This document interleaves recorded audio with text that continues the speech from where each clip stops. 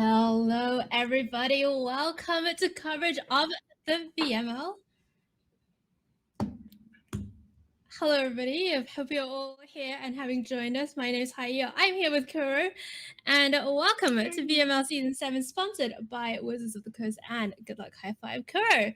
It's Season 7. Did I say Season 7? Season 10. Oh my god! It literally is Season 7 in my mind because it's wild. It's week 7 of Season 10. It's right? week 7. Yeah, Got it. and it's such an important week this week anyway. Right. Yeah, it's the final week of division play.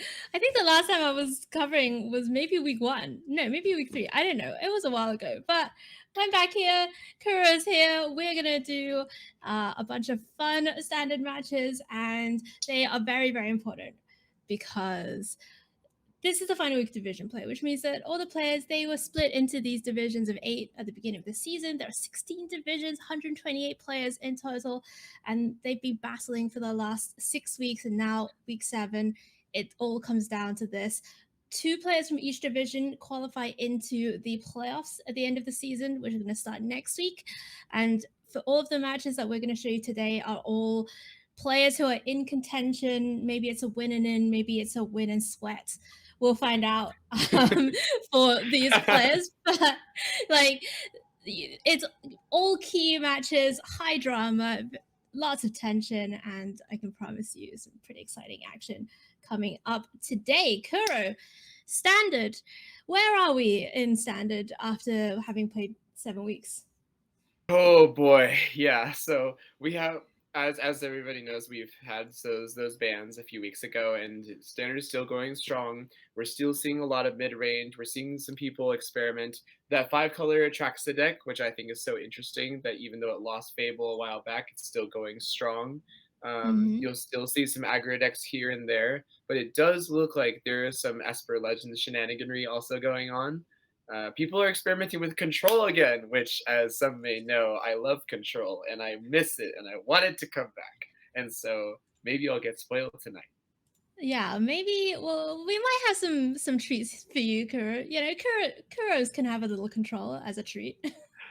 Oh, I mean, you have to stay tuned to find out, of course. But for all of our players, of course, getting to the playoff eliminations is a huge achievement, right? For anyone who's played a VML, like I know lots of you out there, you've played events. You know, you've gone to your store, you've gone to a GP, you've gone to a PTQ, whatever it is, on a weekend. You played a 7-round event, and you're like, wow, this is great. But the VML is really something special because you split the first 7 rounds over 7 weeks. It means that every single week you have to test a deck. You can submit a new deck. You can look at all the decks your opponents submitted. You can metagame against them. And it really adds this very cool dimension that is not present in traditional weekend-only tournaments. Now, when we get to the playoffs, the players are playing for some pretty insane prizes. First of all, $7,000 prize pool. Let's just get that out of the way. And that's a lot of cash. And that's paying out, you know, first place all the way down to 16th, I think. And then we have the invites. So we've been very, very fortunate to be sponsored and supported by Wizards of the Coast, and all of the players who make it to the top 8 are going to be receiving regional championship invites for the next season, which means that they will get to go and compete in paper at their their regional championships event, which can qualify to the Pro Tour. But there are other ways that they can qualify for the Pro Tour playing the VML, which we'll probably come back and talk about later, because I'm super excited to finally be able to tell people some awesome details about upcoming VML events. But first of all, Kuro, we're going to be looking at our first feature match of the evening. We are going straight into division number 1. And let's have a look at the player slides. First of all, on the one side, metagame. Let's have a look at the metagame. Oh my goodness. I was getting so far ahead of myself. But here is the metagame for the week. Esper Legends kind of leading the pack, but if you've been watching in previous weeks, this share has come down a lot since the first week post-ban. Yeah, absolutely. We have although there is Esper Legends, it's nowhere near to the absolute domination that Grixis midrange was having way back in the day. Because you have it getting checked by mono red aggro, and you have it getting checked by 5-color ramp. And what's really interesting is you have Legends can play aggro, it can play mid range, but then you have other decks that are a little bit more streamlined that can take advantage of Esper Legends when it is not fitting that time range that is good against those decks. And then you have even more stuff afterwards. There's just normal Orzhov mid range. You can see Selesnya enchantments get that green representation. You got Azorius control, my baby, my favorite archetype of all time. And you're really just seeing a lot of diversity here. And even the dominant archetypes are getting checked by each other, which I think is absolutely fantastic for a good standard format. Yeah, it's great. I mean, we haven't really seen a format this diverse for a while, I think, in Standard. So those bans certainly having the effect that I think was intended for them, especially as we look towards the longer Standard season, the 3-year rotation that is just beginning right now. So now maybe we'll be allowed to look at the slides for the first match. Let's head down. It's Division 1, and we're starting with Diana. Diana's at 4-2. And I can tell you, I'm looking at the standings right now. She is currently 3rd in the division. So, and there are 3 4-2s in Division 1. We're going to show you 2 of them playing against each other. Diana has brought Esper Legends. She's been running it most of the season, thinks it's adaptable. I mean, when you're coming into the final week, Kuro, like, this is what you want, right? You want to do something that you know well, and it's a good deck. It's going to give you the best chance. Yeah, absolutely. I almost said Esper Control. Esper Legends is a tried and true archetype that definitely got some nice tools recently. I believe that's some copies of Rona, the looting legend. Yeah. Very cool card. You have the full playset of Make Disappears, classic. You have the full playset of Raffines, classic. Got 3 Shieldreds, I believe. And 3 Shieldreds. Yep, that's right. And you got some Gixes, you got some Denics, just raw power, pushing it through. Not a lot of Thalias. That could potentially be relevant. That's pretty interesting. Just the one Thalia in this list. And I mean, I guess there aren't really Fables around anymore, which was really the killer, right? That Thalia was really the Fable Absolutely. killer. And the sideboard is extremely streamlined. There's no room for 1-ofs, 2-ofs that could get a deck. It is just, we have removal, we have counterspells. Removal and counters, Kuro's favorite cards. Let's see what Diana is going up against in Division 1, and it's Brie. And Brie has also brought Esper Legends. I promise you, my friends, that the only Esper Legends mirror we're going to show today. But you know, Brie also at 4-2. I believe Brie is currently sitting at 4th in the division. So there's 3rd place and 4th place in Division 1 playing. Either of these 2 players, if they win, could very well be in. Now, 2nd place currently is also someone at 4-2, so it's going to be a bit of a sweat, but certainly the winner of this match, very, very good odds of making it into the playoffs. This deck, is this any different to the one we just saw? Well, yes, I think the addition of Skrelv is going to play a really big part in this matchup, because making your creatures unblockable and making them unable to be targeted by removal is so devastating against a deck that already doesn't play a lot of removal. However, Skrelv does not play very well against Make Disappears, so we may have to see how that pans out. Okay, let's find out then. Let's go down to the action. We have Diana against Brie, both of them on Esper Legends Division number 1, with both players' points of view for you. Up there you see Brie on the upper half of your screen and Diana on the lower half. Look at these opening hands. Danik, Rona, Urtai go for the throat and Shieldred for Diana, and Brie is looking at a hand of double Adeline Rafi. That's a lot of 3-drops for Brie. Yeah, and Brie doesn't have those 2 drops. Yeah, the mulligan I think is correct. There's a lot of 3-drops, and there's no guarantee that the land was even correct, because I think there's only 1 white source. This mulligan makes a lot of sense, though there's no 2-drop creature, so this is definitely a much more defensive hand. And on the draw, that could potentially be rough. Diana's hand, in contrast, is extremely good for the curve. You could have a turn 2 Denic or a turn 2 Rona, depending on what you need, and you're basically guaranteed to draw your lands. I feel like Diana is starting the game off a little bit better off. Yeah, Diana with the Verona on turn number 2, and Brie, you saw putting her own copy of Verona back, keeping the go for the throat on turn number 2. So just very, I think, aware, Kuro, of the play draw dynamic here for these two players. Absolutely. And when it is about that, you really have to pay attention to the curve of the players. For instance, holding up Go for the Throat to kill a 3-drop and then being able to play your own Raffine on your turn allows you to be ahead on the 3-mana spells at the very least, so that you're able to get down that pressure before your opponent can. So Verona's going to be losing, and Brie's taking the spot, really, that little bit of time to just take Verona off the board. To lose is going to be the follow-up for Diana, and getting to loot Danik into the graveyard is so sweet. I can see why people are putting Verona in these decks. I really like it, yeah. I really like this to lose here. To playing it after the Go for the Throat's used means that you get to land that 3-mana spell, and now Diana is still ahead on tempo here. Yeah, Raffine comes down, and Diana's going to untap. Doesn't have the second untapped black source for Shieldred this turn. Does have a Raffine of her own. So that is going to be the play, and we're going to see this attack in now. And this Toulouse Raffine engine, by the way, is so sweet once he gets going. Absolutely. At this point, now it's not just a draw card functional. You also get free cards. You get to draw the extra ones from Raffine triggers, and if you're able to draw 2 or more cards with Raffine, Toulouse has to be exiled, or else Diana is just going to run away with the game with sheer card advantage. And Brie is looking at a second copy of Gix drawn for the turn, and a Ganjo, Seed of the Empire, a land drop available, Shieldred is available. Diana, meanwhile, has kept up this copy of a Ganjo, Seed of the Empire, which just costs 1 to channel, thanks to the 2 legendaries on the battlefield, but decides not to go for it. It's actually going to let that Raffine through.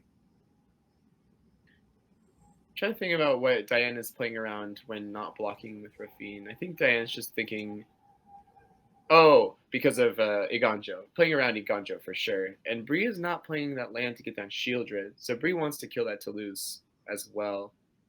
This is very interesting. Yeah, both players really valuing this Iganjo, Seed of the Empire.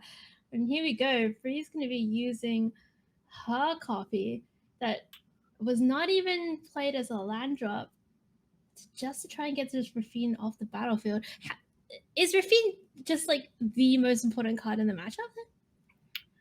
I would say tentatively yes. In this specific situation, Toulouse is pressuring a lot as well, being a 4-2 attacking that dies to draw 2 cards. However, Raffine is causing many more cards to be drawn, and if it is allowed to get more than 4, there is no option for Brie to be able to Iganjo it in the future. Brie must draw a different type of removal spell, and right now she doesn't have it. So Diana gets Shieldred down. She's going to be dominating the battlefield for now, especially with Raffine on the other side. Now Brie has her own Shieldred. And we're going to get some app nap going, I think, with these Shieldred triggers here. Yeah, I mean, if both players are above 2, then the Shieldred triggers at this point are fairly redundant. There's, I mean, they counters each other. Fair. That's fair. All right, but oh my goodness, Brie sees the writing on the wall. Go for the throw on Shieldred is enough to do it, and we're gonna have Diana take down the first game here in our feature match for the evening. Let's have a look at the sideboarding now. What do you like? What do you like from the sideboard? I like the temporary lockdowns because you know that you're going to be seeing potentially there's a lot of those 2-drops, and you're going to be seeing Skrelv, and if she's going to be playing Skrelv to try to fight against this removal spells, then the lockdown gets around that really well. Cutdown, however, I think is probably one of the better picks, just because Cutdown single-handedly deals with Raffine, Danik, Thalia, if it comes down, I guess, Skrelv, and many of the really cheap things for 1 mana. And against Raffine specifically, it's 2 mana kill Raffine, which is much better than Go for the Throat, and so therefore it's a good choice. it can also kill Urtai in a pinch, I suppose, which is also pretty Okay. good. Well, looks like it's going to be a few copies of Urtai is actually going to get sided out there. So we're going to see how these two players really approach the matchup. Now, wow, really not very many changes at all. Well, I mean, we're taking out 4 make disappears for 4 cutdowns. So what that's saying, what that translates to, I am not interested in holding up mana. I'm going to try to psych out my opponent if I hold up mana because she does not know that I sided these out. But I'm going to be playing playing very defensively against threats that have already resolved. I'm not trying to counter them before they hit the table. That's what she's saying by not keeping those make disappears. gotcha. All right, well, both players with nice hands this time.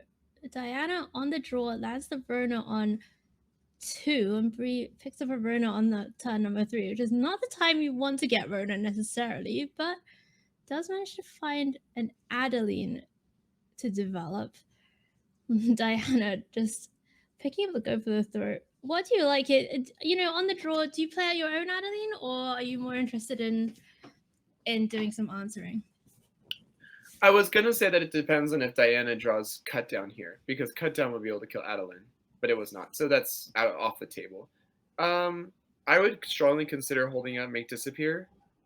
However, this is a deck that likes to pressure, and Make Disappear is not actually that relevant or necessary. I mean, it's not necessary right now because if Brie does play a 4th land and play a Shield Druid, for instance, Diana can just play a land, play Go for the Throat, and hold up Make Disappear then.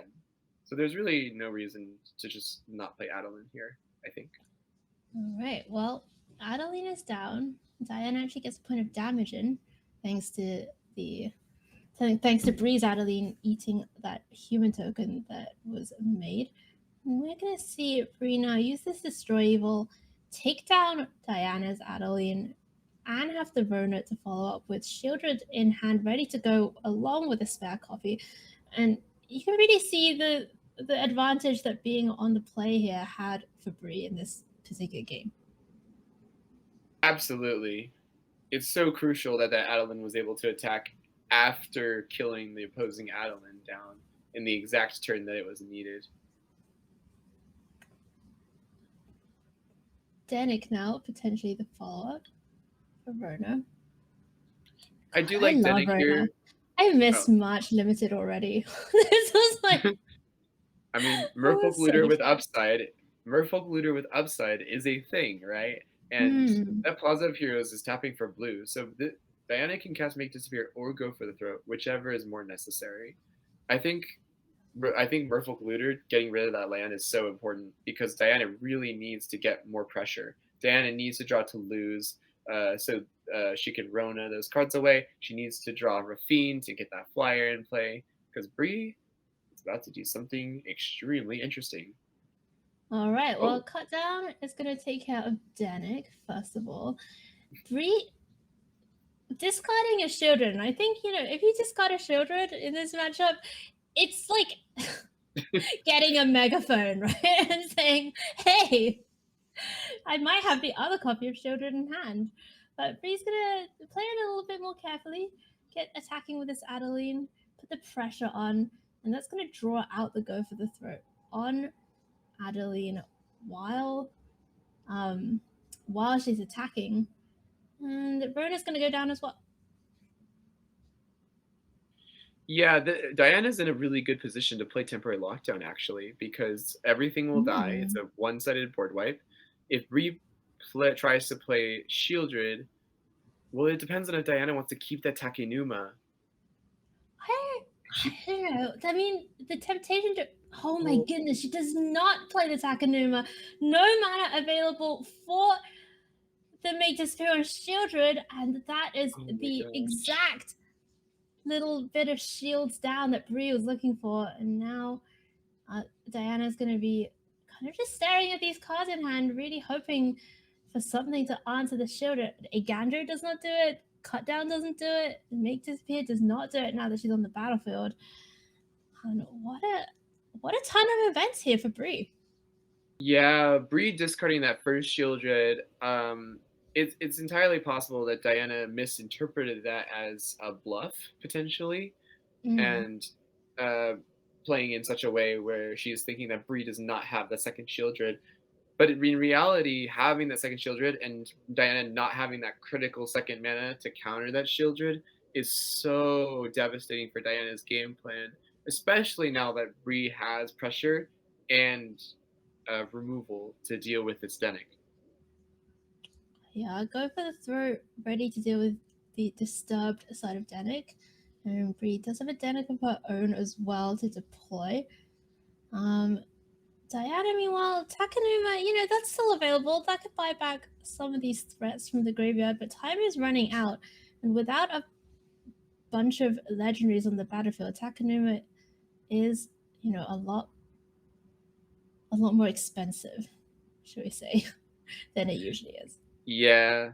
And I'm trying to think what is in Diana's graveyard that would be helpful here, and I don't think there's very much because Diana has not been able to get a Shieldred. It's Adeline, Denic, and Rona at this point.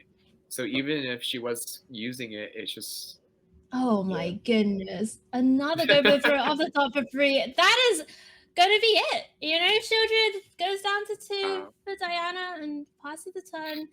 That trigger goes on the stack, and we're seeing a divider here between these two decks. Really, each time, just the player on the play having the advantage in this particular matchup. Let's have a look at the sideboarding now. I believe this is Diana's sideboard. And we are going to see whether there are that many changes. Now, you were talking about cut down being good, and I think I definitely agree, but just seeing it being stuck stranded in hand there in that particular game did make me feel pretty sad. I have to admit. yeah, not being able to use it on Shieldred was a big situation. I think forgetting that the channel lines are so interesting because they're basically split cards, and I love split cards. It gives you options. It really sometimes you really need to consider like sometimes you just play it as a land. It doesn't always have to Right, be a spell, and that right, really can be the difference. For instance, there's double Otawara. One can be a land, one can be a spell, or not. right, It's very versatile in that way. right. So we're gonna have Diana on the play this time, but Brie has 2 copies of Skrelv in hand, which means that she's gonna get the first creature down on the battlefield. But Diana has a pretty nice one. Verona, Ravenman, and Adeline, all possibilities. Brie finds the 3rd land, which was pretty crucial. You don't want to That's get behind on these land drops. that is so good for Bree actually, because if she does not have that third land, she is dead in the water. Having this cut down on curve for this Rona is really, really good for her. And now Diana is forced to put pressure on the battlefield, which allows Bree to push forward a threat of her own. All right, so Diana with the Adeline now. Picks up a poison counter from the Skrelv attacking, but Skrelv in this deck isn't always attacking, right? Like in the first couple of turns, you might see a bit of Skrelv attack, but generally speaking, once you get past the first turn or so, Skrelv very much on protection duty. Diana rips the Plaza of Heroes. Perfect find here to get Shieldred down if she so chooses. Absolutely, and this Shieldred is so extremely punishing for Bree because Bree does not have a removal spell to deal with it, and therefore Raffine attacks are so bad for her. Every Oh, creature she attacks with is a propaganda that makes her pay 2 life instead of 2 mana if that Shieldred lands. However, Diana needs to think hard about whether or not Bree has a go for the throat for that Shieldred, because if she does, Diana does not have anything else to work with. yeah, I definitely see what you mean here. And Diana's actually going to play it a little bit more cautiously, gets the Raven Man down, holds up Make Disappear in case Bree has a Shieldred or, some other big threat to counter. And it might serve her well here because she's going to be able to deal with this Adeline on the stack if Adeline comes down. Yeah, absolutely. Oh, this Raven Man is so cool, by the way, because of the interaction. It says each end step, and it doesn't really care who discarded a card or how. So this Raffine discard does count for the Raven Man. Oh, that's sweet. Even channeling cards counts for the Raven Man. So you don't even need to activate the ability to get value out of it. So that Make Disappear is looking really spicy right now. Okay, I mean, Brie's gonna send out Rona, sensing the Make Disappear, and that's gonna be snapped off. I find this in Kuro, I know you're a counterspell enthusiast as well. Like, do you find that because you play a lot of counterspells, you have more of a sense of when your opponent has it? Because I definitely feel like I have the ability to sniff out, should we say, the counter spells. As we see a huge attack in from Diana, who has navigated this game beautifully to put herself in this dominating position. Absolutely. Diana has played that Raven Man instead of Shieldred on a critical turn, knowing that Brie would have to play a 3-drop or more expensive card to add enough pressure to deal with that Adeline that would be coming in. If Brie tries to attack with the Raffine, Diana can count on that extra Raven, which makes Adeline so big that Raffine can't actually block it anymore, which is extremely nice. And just being able to hold out that too. And if Brie purposefully plays slowly, playing around the attacks, then Diana says, okay, well, you're just not playing your threats, so I see no reason to do anything about that. And so Brie is basically forced to play into it. Goodness. Oh, Raffine, that's a pretty good card.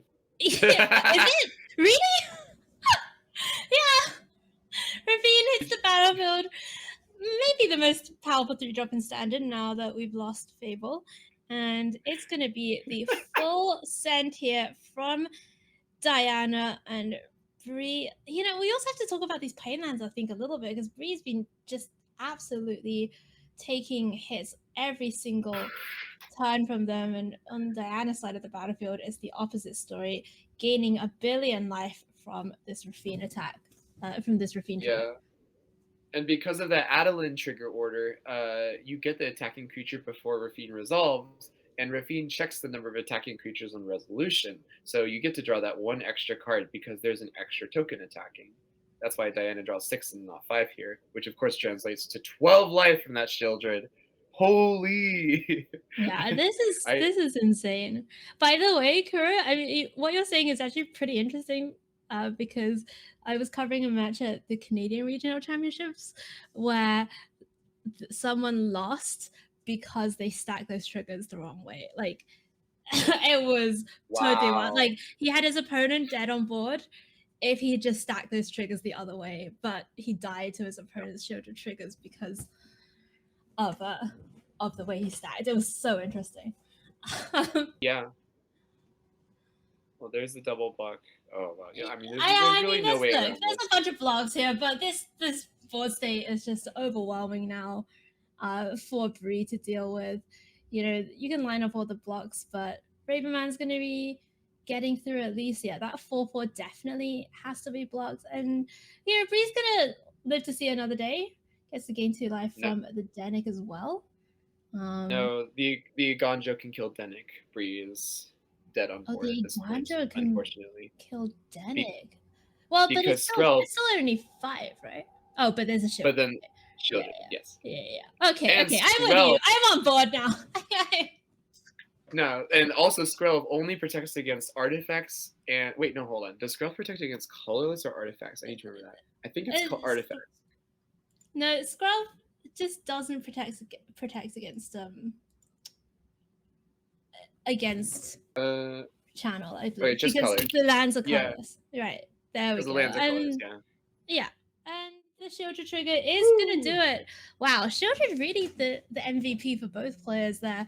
But congratulations to Diana, who is going to advance to 5-2. And I'm not going to promise that that's good enough to make playoffs, but certainly puts her in a good spot. And she will have to sweat it out and see what the results are at the end of this week. Great stuff there from both of our Esper Legends players in Division number 1. And, you know, for Brie, great job as well. Says it was her first time playing the VML. Love to see people doing well in their inaugural seasons. Love to see people having good experiences. So we hope to see you again next year. Oh my goodness. I'm always so used to saying next season, but wow, it really will be not next year in calendar wise, my friends. Next cycle. Oh yeah. Next, my brain works in competitive cycle years. Doesn't everyone? How about we take it all the way back and call it next block? All right, my Next friends. block. Oh Next my god. block. Yes. Okay. All right, my friends. Let's have a look at the second feature match of the evening. We are going to Division 11 this time, and this one is a doozy because we have two titans of the VML lined up here battling in week number 7 with Mythic Mikaela 5-1 in Division 11. Mikaela's been playing VML since season 1. I would put good money on her having played all 10 seasons. And she has made top 8 multiple times, has made the final multiple times. Like, she's just has done it all, except she hasn't won one yet. But I'm sure that is, something in the certainly well within her range, and lovely to see her here doing so well in Division number 11, 5-1 with Grixis Breach. This deck is super sweet, by the way. Like, just super sweet. It's the old Grixis shell, minus the Fable, of course. Has the Blood Tithe Harvesters, has the Corpse of Praisers. Has some pretty fun stuff at the top end. 4 copies of Hidetsugu and Kairi, 2 copies of Chandra Hope's Beacon, 3 copies of Reach the Multiverse. Kuro, how are you feeling right now? This deck feels very similar to the way that, way back in Eldraine, this deck reminds me of Emergent Ultimatum. And the reason why is because you're controlling the board, getting card advantage, trying to survive until you have 7 mana, then you resolve your crazy 7 mana spell that says, and for those of you who don't know, each player mills 10, and then from each graveyard, you get a free creature or planeswalker. So Hidetsugu and Kairi are great because if they die as soon as after you play it, you could reveal a breach. They lose 7, and I believe you get to cast it for freezies, which is crazy. And then you can get Hidetsugu and Kairi back because it's dead now, which is hilarious. You have opportunities to steal your opponent's cards. You have Siphon Insight. This is really taking advantage of the high power of cards. Like, this deck preys on Atraxa decks, because if you can reanimate an Atraxa, that's insane. If you're playing against Esper Legends, you reanimate a Shieldred, that's good too. Even if you just get an Adeline or a Raffine, that's still really good. This is a really fun deck to play, and I really want to see it in action. It's super cool. By the way, there's just 2 copies of Galvanic Iteration also just hiding, which is incredible. We have not seen a lot of Galvanic Iteration in the VML since, I don't know, season 6 maybe, when, I don't remember, my brain kind of blocked it out, but we did have a season that was dominated, of course, by Aaron's Epiphany, plus the Galvanic Iteration. I think that's before your time, Kuro, but it lives long in the memory. And Galvanic Iteration here doing some interesting stuff with Chandra Hope's Beacon and Breach the Multiverse. We could see some mill victories as well. Let's see who Mythic Mikaela is up against. And I told you it was a doozy. She's playing Skybilz, who is also in Division 11. Skybilz, of course, from the coverage team. And has been on the coverage team of Games Done Quick for a long time, been in the VML several seasons, has done so well this season, 6-0 in Division 11. They are ready to get into the playoffs, and they have brought Dimir Control for this one. Kuro, talk us through this Dimir Control list. All right, well, first of all, it's called a Dimir Control list, but there's a lot of elements of tempo in the deck that I hesitate to call this a true control list. However, there are elements of control in it, like card advantage, and you obviously have 4 Make Disappears and 4 Duress, which are highly meant to prey upon decks that are reliant on non-creature spells. Yuta Takahashi, aka the fairy, I believe it's Fairy Mastermind is what it's called. Which is the flash creature that does draw you cards, but it is a very tempo-y threat. You get it down, you try to protect it. Kaido Shizuki is also a very tempo-y threat. You get it down, you get a creature down, you try to attack in. I like the fact that there's Siphon Insights. I want to see a Siphon Insight battle, but this deck really feels like it's definitely meant to prey upon non-creature spell lists. I think that Breach the Multiverse might suffer against this because there's 8 main deck cards that can mess with Breach, and then there's 3, 4, 5 sideboard cards that can mess with it as well. Yeah, I mean, well, there's 2 copies of Urtai as well, don't forget. So there's actually quite a lot of disruption for the Breach plan. We will see how it goes between these 2 players.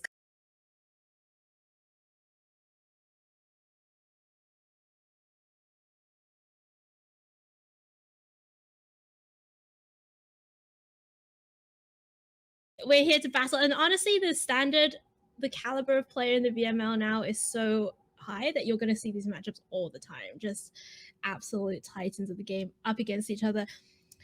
Mikaela, no red mana just yet. Has a bunch of removal, has the Siphon in sight, so you're getting your wish fulfilled right here. Ooh, finds Shieldred's Edict and Shieldred herself. Woo-hoo! Keeps Shieldred. Okay. Yes. There's no reason to keep removal because there's 2 go for the threats. Sky is playing Planeswalkers though, so Mikaela does need to consider that. However, taking the Shieldred I think is right. This hand is probably okay against Sky's deck. However, it is definitely a hand that might be better against something like green-white enchantments rather than Sky's deck specifically. Ooh. It's gonna be Siphon Insight again on the end step, and wow, I just, never didn't have it as Mikaela. I would have just been so tempted to take the safe road, get that Takanuma, get the 4th land drop, but Mikaela's deck is going to deliver that 4th land drop anyway, and here is Fairy Mastermind in the end step of Skybilz, and this is going to force some action now from our coverage team member, and she has Go for the Throat as the answer. Yeah, that's to be expected. It's Mikaela. I highly doubt Mikaela expected that threat to actually resolve, but that's actually good because this Appraiser is in a fantastic follow-up to that. There's 2 mana up, so Sky cannot counter this. There's nothing in Sky's deck that can counter that Appraiser right now. And I think the fact that the Appraiser stopped indicates that Sky does in fact have a Make Disappear in her hand, because if Sky had that copy of Siphon Insight, she would have probably played it by now. Right. That's my read. Interesting. All right. I mean, she does have the Siphon Insight, but it's possible that they have both. We don't have Sky's hand cam for this one, but we do know that Sky is taking some cards from the top of Mikaela's library. And Mikaela, by the way, found that red source. So all the mana is online. Things are flowing now for her. Corpse Appraiser is down. And that is at least a threat, which is kind of an interesting thing to think about in these matchups, which tend to be very about resources and counters and what have you. But sometimes getting something down on the battlefield is pretty important. And as we see here, Phyrexian Flesh Gorger hits the battlefield, and Kuro, you cannot go for the throat, the Flesh Gorger. Yeah, that's true. That is an extremely devastating situation that is happening right now because Mikaela had taken the Shieldred and not a copy of the Shieldred's Edict. However, taking the Shieldred is very nice here, even though that Flesh Gorger is gaining life. Sky is forced to 2-for-1 herself if she wants to try to make disappear that Shieldred. Right, and they're just going to say, you know what, you can have the Shieldred.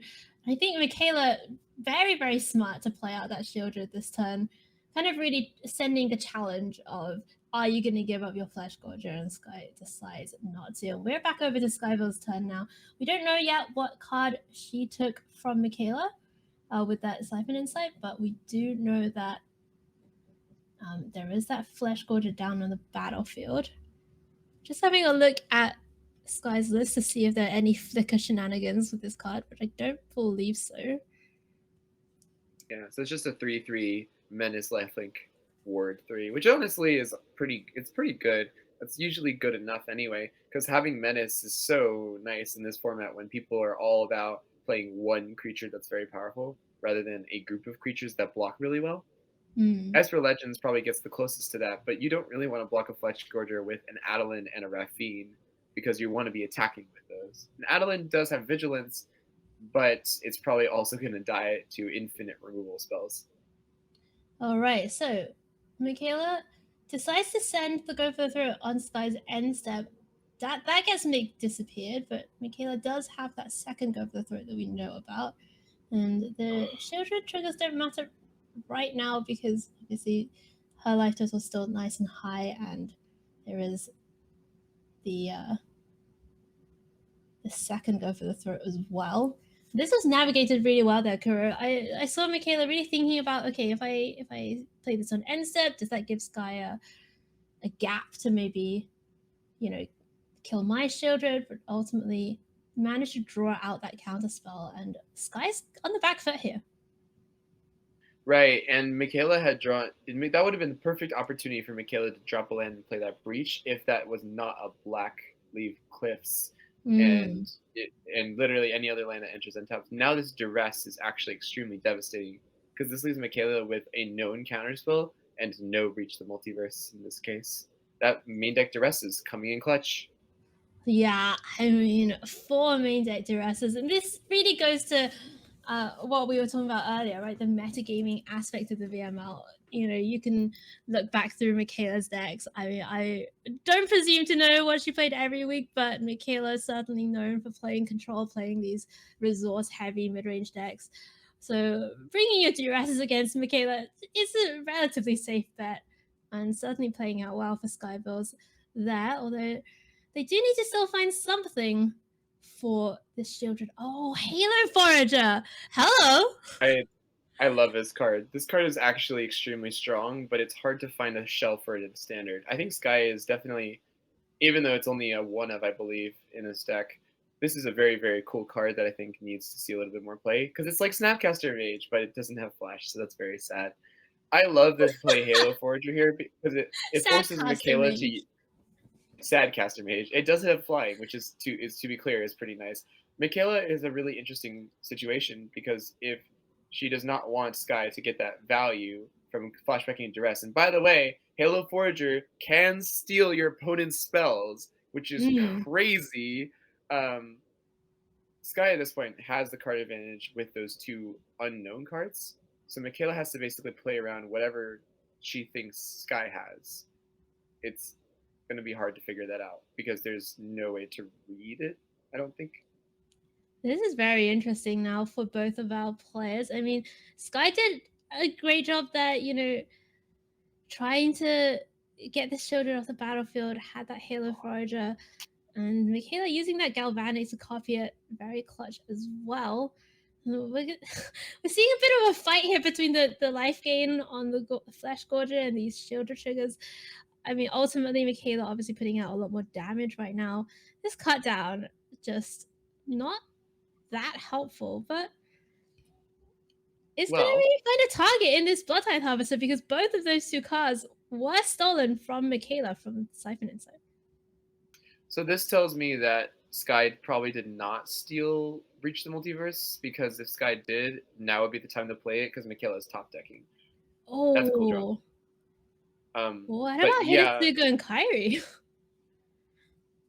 Depending on what Sky has, this could just be game, because if Sky has no removal spells... Okay, just kidding. Alright, well, Ty's going to be flash out in response to the cut down.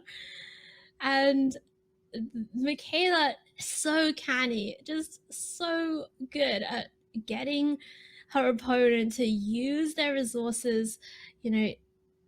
Shieldred goes down from the type, but that leaves somewhat of a clear way for Hidetsugu to come down. Brainstorm time.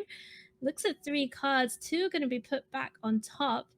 And I believe, by the way, even if the card you reveal is not an instant or sorcery, you still get the life drain trigger, but Mikaela ultimately is going to decide to put the Siphon Insight on top. Hold the 2 creatures. Back over to Skybilz. Let's find out what they have. I love this game. This is my favorite kind of Magic, for sure. Oh my god, it was a breach! It was a breach! It happened. They did steal a breach from Mikaela, and now we're going to get to see some pretty big stuff hit the battlefield, maybe. I'm guessing it's going to be like a Shieldred and a Chandra or something like that. Or a Hidetsugu and Kairi and a Shanrun, maybe. No, that doesn't work because they're both in the same deck. It has to be one from each graveyard. So the best threat in Mikaela's deck is probably Hidetsugu. Oh yeah, there's one. There's no Shieldred there to take. And then for Skybilz, probably Shieldred. So that's two insane creatures that are coming down. Yeah. Well, I mean, They get you can't take the two Shieldreds, right? So you've got to take like some. Oh my goodness! It's Halo Forager, and you get that trigger again. Let's see what Skybilz decides to go for, because there is, I think it's going to be duress, but that unfortunately for Skybilz is not going to hit anything. I mean, it is what it is. If it doesn't hit anything, you know that Mikaela has no spells, and if it does hit something, you hit something. Sky only had 1 mana left, so the only thing to get back is that spell or cut down, which is already useless. So I think that's a good choice. Getting information can be just as good, even if you're not actually making them lose anything. Wow, this game has really turned around. Mikaela was really ahead for most of it, dominating the resource battle, dominating the board, had the Shieldred. But now all of a sudden, with that stolen breach the multiverse, Skybilz really has the Air Force deployed, as well as kind of having shored up the life total thanks to the Flesh Gorger and getting rid of Shieldred. Yeah, I can see her debating whether or not she wants to play Siphon Insight. I would probably play the Corpse Appraiser first because I want to see what's on top of my own deck, rather than trying to fish for something that Skybilz potentially has. Mirix is nice, but it's not particularly strong here compared to other plays. And I think if there was a draw on like another Hidetsugu and Kairi, that would be extremely good, because then that could be cast. You get another trigger. Iteration's probably okay. Obviously, seeing a copy of Breach would be the best possible thing to get. Iteration looks like is going to be the pick. There is another iteration in the graveyard already. Bloodtithe Harvester can come down as well. So it is not over yet, even though Skybilz has more in the air right now. The Hidetsugus are facing off against each other. It'd be interesting to see who wants to be trading here. And I can't help but think that Skybilz's Siphon Insights are just going to be stronger than Mikaela's, because Mikaela's cards have more impact at this point in the game. Let's see what Hidetsugu hit. Oh, hello. Okay. That is the cool. Yeah, this is rolling the dice. Sky has no way to kill Hidetsugu with Exile, so Sky is forced to try to get Hidetsugu trigger. This big score will be really interesting depending on what happens. Oh my goodness, that is not what you want to see off the big score. 2 lands, and Skybilz even gets to flash out the Fairy Mastermind and get a card of their own. And all of a sudden, I mean, Skybilz might just, it's 5 damage this turn in the air. The next turn has potentially 10 damage. Maybe has to factor in some blocking to that. This is bit touch and go now between these two players. What a game one we've had. Let's see what Mikaela draws. Oh, that's rough. Oh, if Mikaela draws a single removal spell, could actually do it, because you can Galvanic Iteration and double it twice to kill all 3 of those creatures. So getting that blood token to pop off and potentially drawing a removal spell or just a breach, that's probably fine too. Getting a double Hidetsugu would be fantastic here. But if Mikaela uses that blood token, then that Yuta Takahashi gets to draw another card, which is really, really, really nice. Well, that's what Mikaela's thinking about, right? Like she wants to use this Bloodtithe Harvester now before the blood token gets sacked. Has to decide whether to take out the Halo Forager that's more damage or the Fairy Mastermind that's more cards, and it's gonna be the Fairy Mastermind that gets targeted. So Yuta goes down, at least for now. Blood gets sacked. Gonna say goodbye to the basic swamp there in hand, and let's see what Mikaela can find. Looking for something like a Breach, a Chandra, Shipwreck Marsh. Not it. Yeah, and then Mirix was the play, so there's no land that can be played here.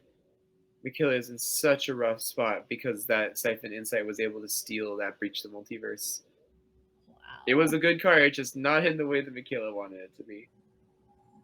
Duress, I mean, may as well Spell Pierce, right? It's like, yeah, make Sky pay the 2, might as well. Mikaela doesn't see a point. Yeah, I mean that's fair. I mean, Sky, they both have just oodles of mana at this point. Blood Token getting sacrificed. Mikaela does get to start making 1/1s. By the way. No, that is true. I'm sure That's not Mikaela is nothing. able to win. It's not nothing. It is nice to sacrifice those tokens to make disappears. I will say that much. It's an interaction people don't always pay attention to. This guy's got to really think about it as well. I mean, they could just full send, right? Like, that is a possibility. They're not currently dead on the crackback. Yep, okay. There it is. Okay, I mean, that's it, right? And they, you gotta hand it to them. Taking the time on that last turn to just make double sure of what they're doing. And there goes to pull that back from a pretty difficult position. That was, I mean, I'm still really thinking it through in my head, Kuro, but that was a very well played game there by both players. I agree. That was definitely really back and forth, and it was not clear who was going to win until Mikaela was just drawing nothing but land. Then it was got clear. But if Mikaela had drawn any instant sorcery, it would have been a completely different story, I think. That's how close it was. It was very, very close. And you can really tell from the way that they're playing just how much thought both of these players have put into it and how much they must have tested this matchup. Like, they know exactly what they're doing. And Mikaela, by the way, with the Tasha avatar is great because Mikaela is also a cosplayer. And last time I saw her at Minneapolis, she was dressed as Tasha and looked fantastic. So, nice. This mastermind is probably dead, but not guaranteed. I can't think of very many good targets. Oh, I guess there is Shieldred. Shieldred would obviously be a better target. Yeah. But I think if you're in Skybilz, it's hard to play out the Shieldred into open mana. Yeah, that's true. And if Mikaela is taking a stab and saying, Sky, do you have a make disappear? The answer is yes. Ooh, that's rough. The answer is usually yes. I mean, it's just one of those things where, you got to make them have it. And if they have it, you have to get through them, right? There's no other way. Oh, duress the draw from Mikaela. This duress would have been so nice last turn, but it's okay. There's just really bad timing is all. Well, I mean, this is really fantastic info. Yeah, it's great to see. Oh my goodness. Negate, Shieldred, double Urtai, a bunch of interaction. And Mikaela's negate doing nothing against that hand. That's really rough. Not great for Mikaela. Yeah, that Urtai is just coming in as a 3/2, as a goblin, just a goblin, I guess. just a goblin. Just a boring old goblin that does nothing. Old goblin. I mean, that's okay. And Mikaela finds to make disappear. So if she has one more mana, she can Chandra and hold up make disappear maybe for the Urtai. Oh jeez. That 6 land on Skybilz deck. This is not a control. This is Dimir Legendaries. That's what I'm saying. That's what I said at the beginning. This is a very tempo-y style play. Ooh, that Urtai makes this breach unplayable. That's so unfortunate. Well, you've got to. However, if you're a Mikaela, you have to do something. Right? You have to get one of these things counted. So it's gonna be Chandra first. Get that counted, and then next turn, and hopefully that Mastermind gets a trigger because that's the second card draw on this turn. This whole deck is so sweet. Everything is so efficient.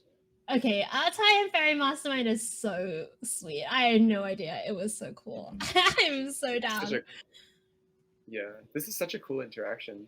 Oh my Alright. goodness, the Flash Gorger for full cost. That's gonna open the door for this breach. Let's see what Mikaela can find here. It's gonna need to be big, and it is. Chandra in her own graveyard. Artai available in her opponent's graveyard. Cannot target the opposing Phyrexian Flesh Gorger, but can get a Flesh Gorger of her own, but that doesn't block the opposing one that has Menace. Oh my god, there's so much going on here. I'm trying to figure out what the best thing. So I want to take Flesh Scourger because Urtai does not block the kill anything.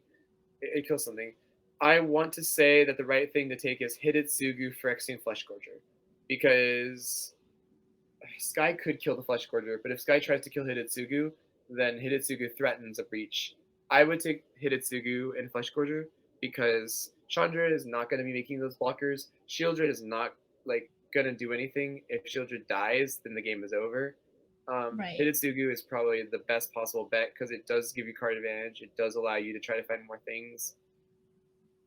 Oh, is Mikaela gonna take Shieldred? Oh, I don't. I mean, think okay. that's This is interesting. I don't know. It's risky. Because, it's risky, right? But Shieldred is definitely going to pay dividends over the long run. And Skybilz at least didn't have the removal in upkeep. Has a Siphon Insight. Oh my goodness. All the Siphon Insights. So can look at Mikaela's deck. If there's any removal here, the game is done. And Skybilz is going to advance to 7-0 in the division. Mikaela really needs this to not be a removal spell from the top. And there's so many things to go, right? There's a second Siphon Insight, so if that isn't a removal spell, Sky can just say, okay, let's just look again. Okay, let's look again, says Skybilz. They're going to look at the top. Oh, there it is! Over the throat! And Skybilz is going to be sending them across. They are taking this one down 2-0. And what a victory there for Skybilz. Wow. I mean, that was super well played by both players. Just fantastic stuff all around. And, I think you were right at the beginning, Kuro, because that was just not a great matchup for that Breach deck. So much removal, so much interaction from the Dimir deck, so much tempo. And ultimately getting there with the Phyrexian Flesh Gorger. That was a treat. Like, that was some nice, juicy magic.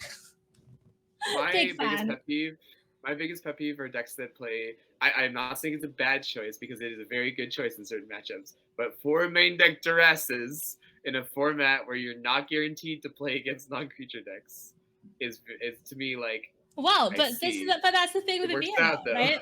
Like exactly. that's the fuck you in particular part, and like I mean, it's just the nature of it, and wow.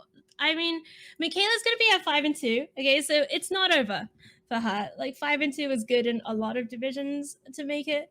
I'm gonna have a quick look at the standings. They're actually first and second right now. So Mikaela, even at 5-2, is likely to be either second or third, depending. There is one other 4-2. So if Rihanna, who's currently in third place, wins their match, it could be a sweat for Mikaela. But still, Mikaela's game win percentage very, very high, 78% going into this week. So it's good.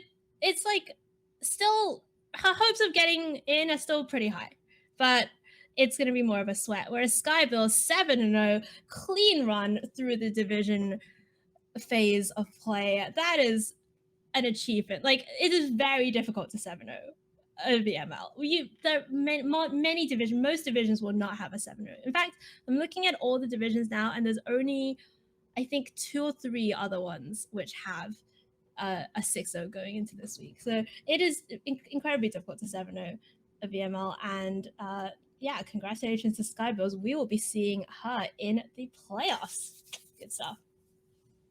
All right, my friends, we're at the halfway point, and I can't really contain myself any longer.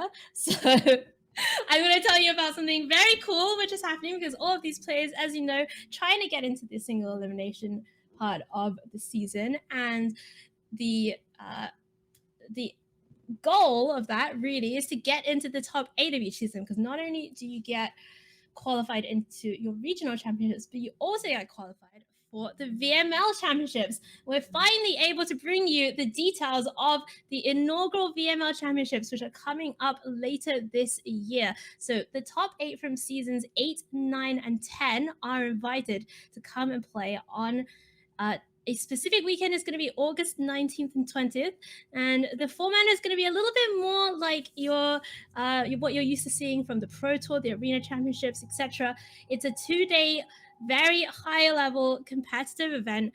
It's mixed format. So for the first time, we are having limited in a competitive portion of the VML, which I cannot tell you how excited I am about that. Like, it is so cool.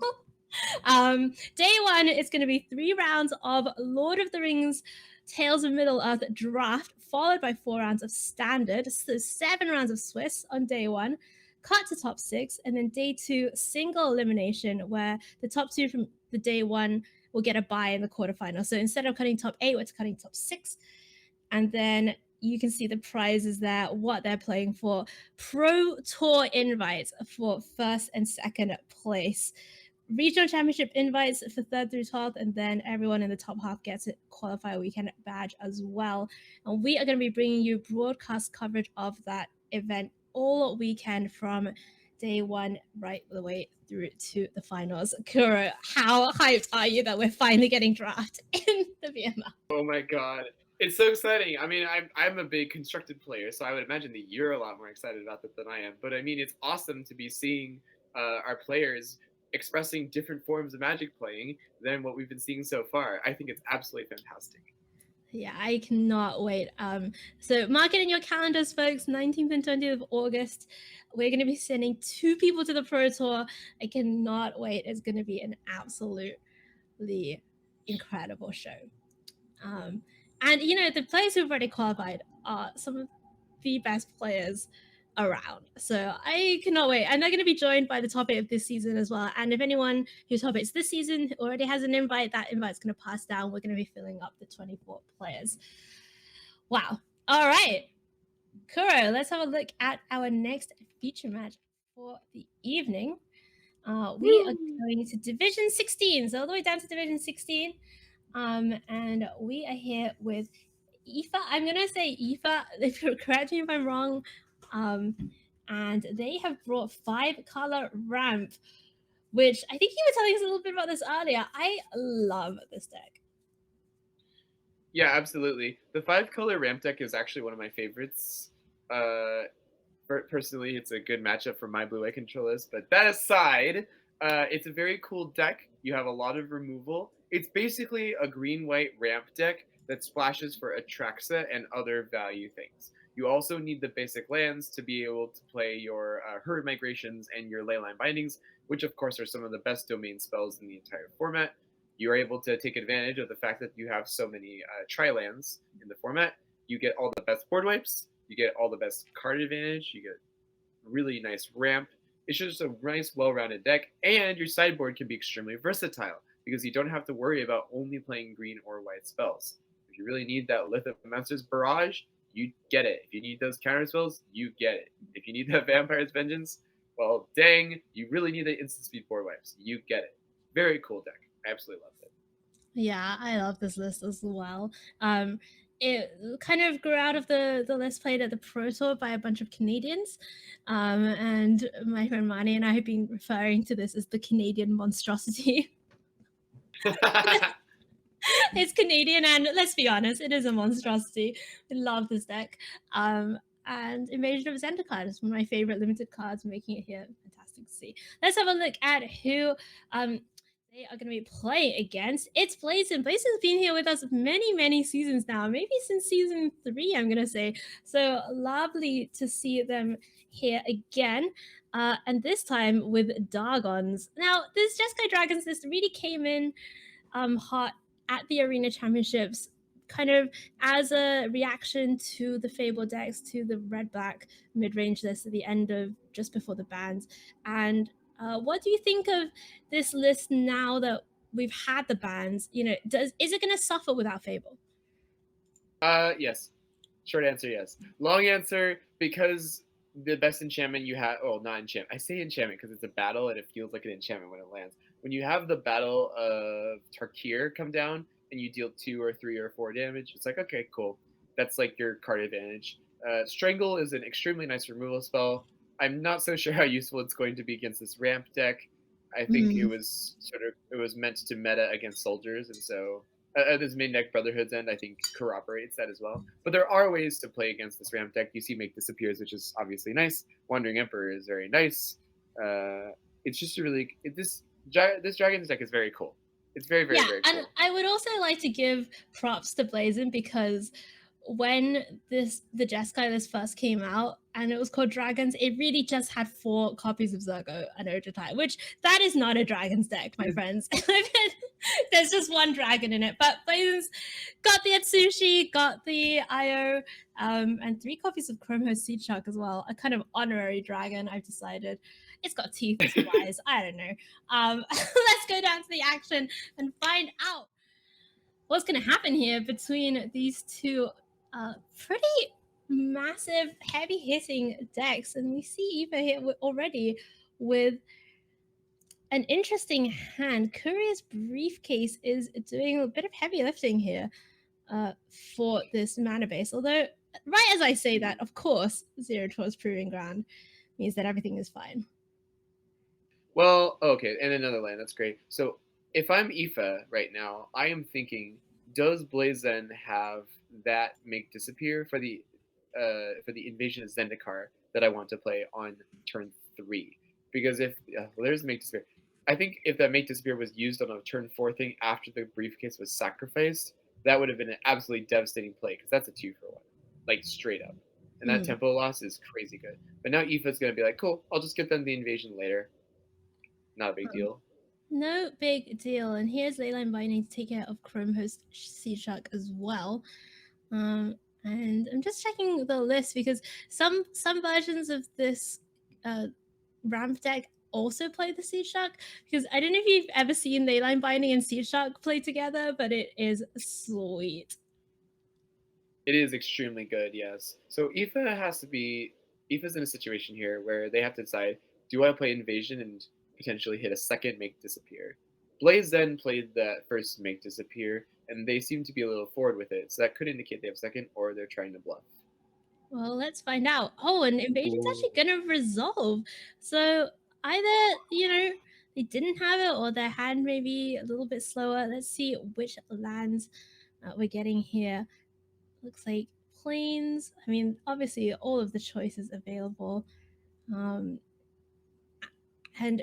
Aoife really getting into that nice range where they just need 1 more land to be able to cast some of these 7 drops in hand, as we see Wandering Emperor come down in the instant.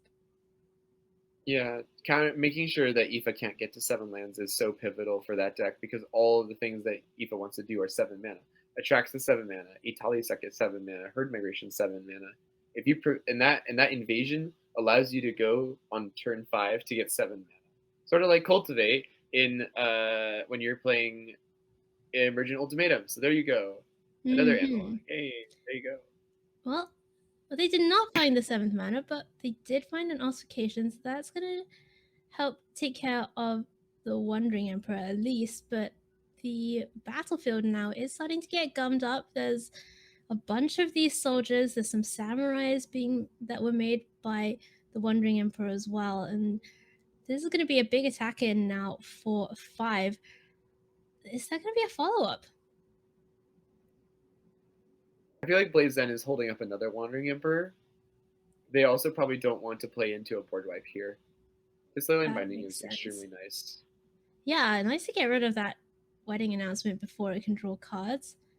Oh, that's not a 7th land, but it is an Archangel of Wrath. And, you could just play 2, kick that twice, take out 2 of these samurai, and all of a sudden, the board state is going to be very different compared to what it was. Let's see if there's a counterspell here. There is still no counterspell, and that is all going to resolve for Aoife. So if you're Aoife, you have to think hard. Do you want to hit the invasion twice to get that guaranteed 7th land? Or do you hit the tokens? Ooh. This may or may not go well depending on if Blazen has that removal spell in their hand. Because if they have removal for this Zendikar that's about to come down, Aoife could be in a tricky, tricky spot. It's pretty interesting. I think my instinct would have been, hit the 2 samurais and then next turn attack the battle. Oh, he was actually sending with the They're awakened sending it. Skyclave. Wow. Okay. I Love am it. not so sure. I love it. So Get sure aggressive. I'm down. I understand the urge to get aggressive, but I think the thing to remember is that if Aoife wanted those tokens dead, the Archangel Wrath could have simply killed them. And now Aoife is giving Blazen a choice whether or not those tokens are to be dead and killing that 7th mana source or not.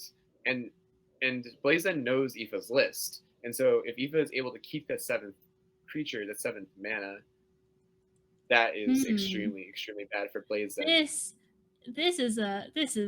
But this also is pretty sus, right? Like your opponent makes this attack, there's alarm bells ringing in your mind, and we talked a little bit about it earlier. There are some Brotherhood's ends in the main deck for Blazen and the Dragons list. There are Invasions of Tarkir, there are Strangles, all sorts of ways in which this could go poorly for Aoife.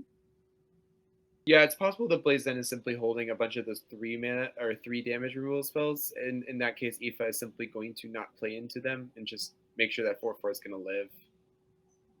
Yeah, I like the 1 block here. If you have a Strangle, fine. That Archangel has done a pretty good job thus far. Oh, how Here about we go. Second Archangel? Or how about Atraxa? Did Blazen find any type of counterspell? Is there a Make Disappear in hand? There is not. And this is a massive advantage now for Aoife and Atraxa. Absolutely. A card that says draw 5 cards when it enters the battlefield is pretty nutty. The only question here, I think, is which land do you get? Because you could get the Mirrex to try to get those tokens. Because if it's not Mirrex, it's a tri-land. I just don't really think it's about Mirrex. Yeah. You have Atraxa. You have Vitali. I don't know that the Mirrex is the thing that's necessarily going to be swinging it. That's fair. The difference between Mirrex and the Tri-Land is relatively marginal because the mana is already so good on Aoife's side of the board. Aoife's not really concerned. Oh, Otawara bouncing. Okay. I see. All right. I mean, sure. That's a fun choice. I think Aoife's not that upset about this.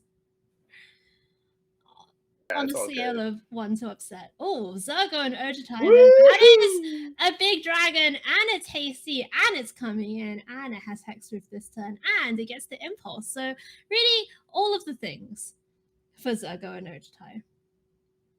Where can I get some of those Zergos and Urgitais? Can I get them at the Zergo and Urgitai store? That sounds great. Yeah, just visit your local Dragon Emporium.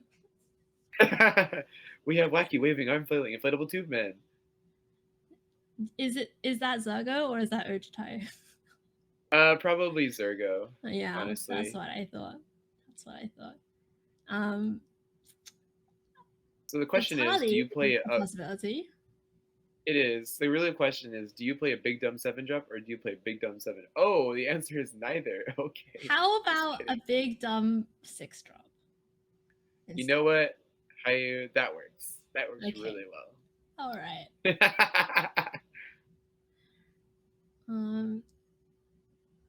This is interesting, right? Because the Archangel does not block Zergo and Urgitai. True. It does prevent it from hitting, but it does not win combat. You're absolutely correct. And that Leyline Binding is not going to help either, because that Zergo and Urgitai is all expert. Right. But in the kind of racing scale, getting rid of these 2 creatures certainly is very helpful.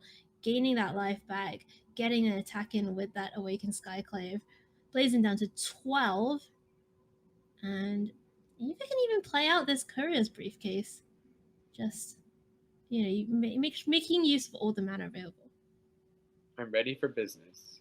I think having those early ramp spells, the briefcase being countered was nice, but having that invasion land ultimately is the snowball that allowed Aoife to be so far ahead right now. And even though this is an impulse that's coming in, it's not even going to come in anyway, because Aoife's like, I got an Atraxa, I got an Itale. There's nothing bad that's going to happen to me at this point. Because Blazon is not keeping up that second land for a potential Make Disappear. And Blazon also did not bounce that. Oh, of course, Blazon cannot bounce that Zergo to hand because of the block. So that's pretty interesting. Atraxa again. Oh, herd migration now. Beseiju a potential. The Topiary. Yeah, Blazon seeing that's enough. One Atraxa you can beat. The second one, that's usually gonna do it. And we are looking at sideboard now for both of these players. Is that 3 copies of Tyrannix Rex? Oh my goodness. Listen, if you need a big dumb 7-drop and Atraxa is not big and dumb enough for you, a big dumb Tyrannix Rex. Oh, and Itali isn't big and dumb enough for you? Well, there is only one in the deck, so I'm not considering that as strongly as the herd migration and Atraxa. But wow, I actually also like. Don't listen. They don't. I actually. Sorry. I do also like Disdainful Stroke here, just because Blazon's deck has so many big creatures, like the Zergo Nodutide, the just Wandering Emperors. It's just really useful. I don't know how much I like the Archangels here, though, because as a 3/4 flyer, it's kind of like, you're killing tokens. It's a nice tempo swing, but it's not card advantage. And this deck specifically likes to get card advantage, and it likes to ramp out those things fast. That's what it likes to do. I mean, I hear you. I think maybe there's some consideration for shooting down the Wandering Emperor, flipping the Zendikar, etc. That's true. Overall, certainly it does not do a good job in the air. And actually, this is pretty significant sideboarding. We see all of the herd migrations being slided out. Maybe a nod to those Brotherhood's ends, plus some counter spells coming in, Wandering Emperor leaving, Lithomantic Barrage coming in, which does do a good job of killing Wandering Emperors, does not do a good job of killing Zergo Nodutide by and large. You have to block it. Ooh, this hand is really rough, actually. I mean, but that's the way of things, right? Like, when you play this kind of deck, this kind of hand is going to happen. No real way to get through the deck. Yeah, that's going to have to be a send back. And, the 6 is not looking any better. Lithomantic Barrage plus some Atraxas. Oh, and they are going down to 5. This one is nice, though. That is a nice hand. Yes. I would say I would cut Archangel and Ossification here, probably. Blazon does not seem to be playing early things, and I want that Topiary Stomper to come down for sure. There's no guarantee to get it down on turn 3, but if he comes down on turn 4, that's still fine. That's interesting. I think Aoife really thinking through the same things that you are talking about. Yeah. Ossification not doing a lot here. Gonna keep both of the threats. Keep that Topiary Stomper, keep the Archangel as well. Let's find out. Nice little untapped land there. That's a good find. It is very good. I think Aoife is definitely playing hard against negates. Like, Aoife is really expecting Blazon to pack in some negates, so it's trying to keep a hand that is very edged against that sort of thing, because otherwise Blazon is going to be taking advantage of those non-creature spells being able to cast. Of course, Make Disappear is always a threat, but it's always going to be a threat no matter what spells you're playing, so you might as well just play around the thing you can play around rather than the thing you can't. Well, Aoife's going to take it slow. Oh, third land for Blazon, which... That's really bad. I mean, is that... like, it's bad in terms of, obviously, for Blazon, they would want to be making sure the mana development happens, but if you're an Aoife and you're thinking, oh my goodness, my opponent has 7 spells in hand, how many of those are going to be counter spells? And Are they ever going to resolve anything? Invasion of New Phyrexia. That is a spicy, spicy card. I love that card. It's Oh, very it's cool. sweet. Little fun up there in Blazon's deck. Of course, not great when you're stuck on mana. And Topia Stomper gets to come down. Aoife playing around the possibility of a make disappear. Finds a swamp. And mana is online for Aoife. It's worth mentioning that Blazon did also mulligan to 6, in addition to Aoife mulliganing to 5. So Right. both players had kind of a hard time with those openers. Yeah, but this is not where you want to be if you are in Blazon's seat. And, it happens. It's magic. We've all been there. But certainly looks like Aoife with this 5-color round deck has this one on lock. Topia Stumpy gets to get in as well. And I don't really think there's anything that Blazon's deck can do from here, Kuro. Yeah, Aoife is doing the thing that wins control mirrors, which is play the more lands, and whoever misses their land draw first usually loses, especially in the early game. This wedding announcement is fine, but it's not going to do anything because this leyline binding is just going to put that pressure on. And Blazon does not have enough lands to play any potential board wipes. Blazon doesn't even have any red mana, so even if they did have Brotherhood's End, there's... Wait, no, hold on, sorry. There's a Stormcrow Coast, so just kidding, there's one. But Blazon would need that second red source to get that down. It wouldn't even do anything because it's only 3 damage. Right. That's just really not a way to get back from this. So we're going to see Eva, going through the motions, getting everything down, second Archangel, a potential as well. I don't think there are really any Sunfalls or any similar sweepers in the list. So really just looking at Brotherhood's End, maybe plus Strangle, etc. But Blazon does not have a lot of red mana to make that happen. Yeah, the worst that Blazon could do is destroy evil, I guess, but I don't think that's in the list if I recall correctly. So it's whatever. And the Archangle's coming down. Archangel? The Angle has hit the battlefield and is now pressuring Blazon to basically say, you have to kill every single creature I have or else you just die.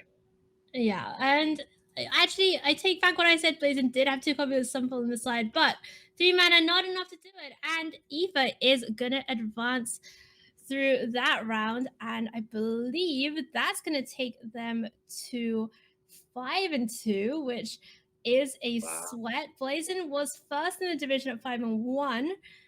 So they're going to be at 5-2. This division 16 is complicated. There are going to be a lot of 5-2s. It's going to be all breakers. It's going to be all breakers from here for them. So that'll be an interesting one to find out next week to see which of them made it to the playoffs. All right, Kuro, last match of the evening. And we are going to Division 15. I know why you're smiling because it's going to be a fun one. Zoe Connell, Tumby Trouble. I always think of it as Tummy Troubles, but it's not. Tumby Troubles. She has brought Orzhov Midrange, which I love this deck. Obviously, this is so sweet. The classic Autumn Fudge hat from the PT list, maybe with a few additions. What do you think of this particular strategy? Well, I love this deck because it feels like a control deck for a lot of the game because all you're doing is playing lands and playing card advantage. Breach the Multiverse is a 2-of, which is what makes this an Orzhov deck in the main deck. And of course, having black cards allows you to sideboard in some pretty powerful removal spells and also Duress, which helps you get an edge against decks with counter spells. This deck is just sweet. It's just a lot of card advantage. There's even one of copy of Elish Norn, which is absolutely amazing because there are some relevant enters the battlefield effects. You have Ossification. You have Lauren, I suppose. Spirited Companion is really nice. Unfortunately, the Elish Norn does not help the sagas very much, but that's okay because you still have a lot of things you can do with it. And you turn off your opponent's enters the battlefield abilities, which is fantastic against things like Atraxa. Okay. Well, let's see who Zoe is playing against, and this one is pretty sweet. It's Doria. Doria was our season 4 champion at the VML, and by the way, I was hoping that Doria would have her cat in the picture because it's cat owner versus cat owner. I'm sure both of their furry friends will be cheering them on. Doria's at 4-2 currently in Division 15. She's currently in 3rd in that particular division, and Doria has brought Azorius control. Kuro, I'm just going to hand it over to you for this one. All right, Azorius control, my favorite archetype. Here we go. We got some really interesting things happening here. This feels a little bit more like a mid-range deck because there are some mid-range threats here. However, they are actually relatively minimal. There's only one Restoration of Iganjo. There's only one Sarah Paragon, as you can see. There's 3 Wandering Emperors instead of 4, which is very ambitious. There's the Ossifications and no main deck farewells, which can be a little risky, but they are in the sideboard. The main deck counterspell package is pretty nice. There's only 3 Mate Disappears, but there are good counterspells inside. Thirst for Discovery is a very cool draw spell that you don't see a lot. You usually see it in mono blue decks because you start playing so many islands. However, this deck takes advantage of Lay Down Arms, one of the best white removal spells you could probably find. I believe those are ambitious farmhands, which are nice to get you your planes for the Lay Down Arms, and they're just good blockers in general. Is that a Chrome Host Seed Sharks? I believe those are. There's 3 of those. Yep, it's 3 Chrome Host Seed Sharks for sure. Which is very, very cool because instead of wiping the board a ton of times, you are able to play a lot of those spells and just basically just get value. And wow, this is just a really cool deck. I cannot wait to see this. I am finally able to see Memory Deluge being played in Standard, which is so rare in this Standard format. I am really excited. All right, let's go down to the action because, my friends, we're in for a potentially, get comfy in your seats is all I'm going to say for this one. Is Orzhov Midrange against Azorius Control. Zoe Connell against Doria in Division number 15. I do want to give a shout out as well to Doria because for reasons which will become apparent later on this year, it is likely her last season playing the VML for a while. So, but not for a bad reason, I promise. Well, more information will be available about that later on in the year. Let's go down to the action, though, for now.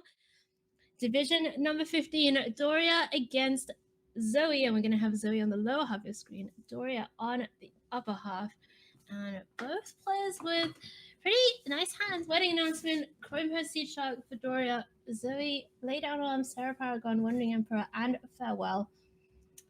It's going to give you a keep for Zoe. Honestly, Kuro, in these grindy matchups, I am slamming the 5-hand hand. Yep, absolutely. This is a matchup where you know you're going to get to turn 7, basically. It is extremely rare to not do so. So you really want to, especially as a control deck, your way of advancing the board state is usually playing lands. Playing other stuff incidentally is usually fine, but you're playing lands. If you start your game with 5 lands in your hand and you know you're not going to get aggroed out on turn 3, you keep that hand because you're going to draw a non-creature spell. You're going to draw non-land cards eventually, but you need to hit those land drops. That is so vital. And Doria did start with 3 planes, which allows her to be 1 planes away from killing those Sarah Paragons, and she's able to kill other things too. Okay, so it looks like Zoe's actually going to start off with Field of Ruin, attacking the mana base already. And for Doria, I'm having a look at the deck list. I'm sure Zoe had a look at the deck list as well before deciding to do this, but there are basic islands. There are no basic swamps, so no black source for Doria. But I don't think Doria is really actually playing any black cards anyway. And Doria gets to get Wedding Announcement down. That's really the difference, right, between playing blue and not playing blue. You don't have to respect your opponent's open mana at all. Yep, absolutely. And here's another situation. Now, Zoe is in a situation where she needs that land. If she does not draw a 4th land, she is going to lose this game because Doria is going to be advancing those lands and being able to cast Make Disappear. I would even argue that holding up Memory Deluge would have been better there instead of the Chrome Host because it's more mana efficient. This Lay Down Arms is nice, but Zoe is not advancing her board state, and this Wedding Announcement on the other side of the table is going to flip, and that is very threatening.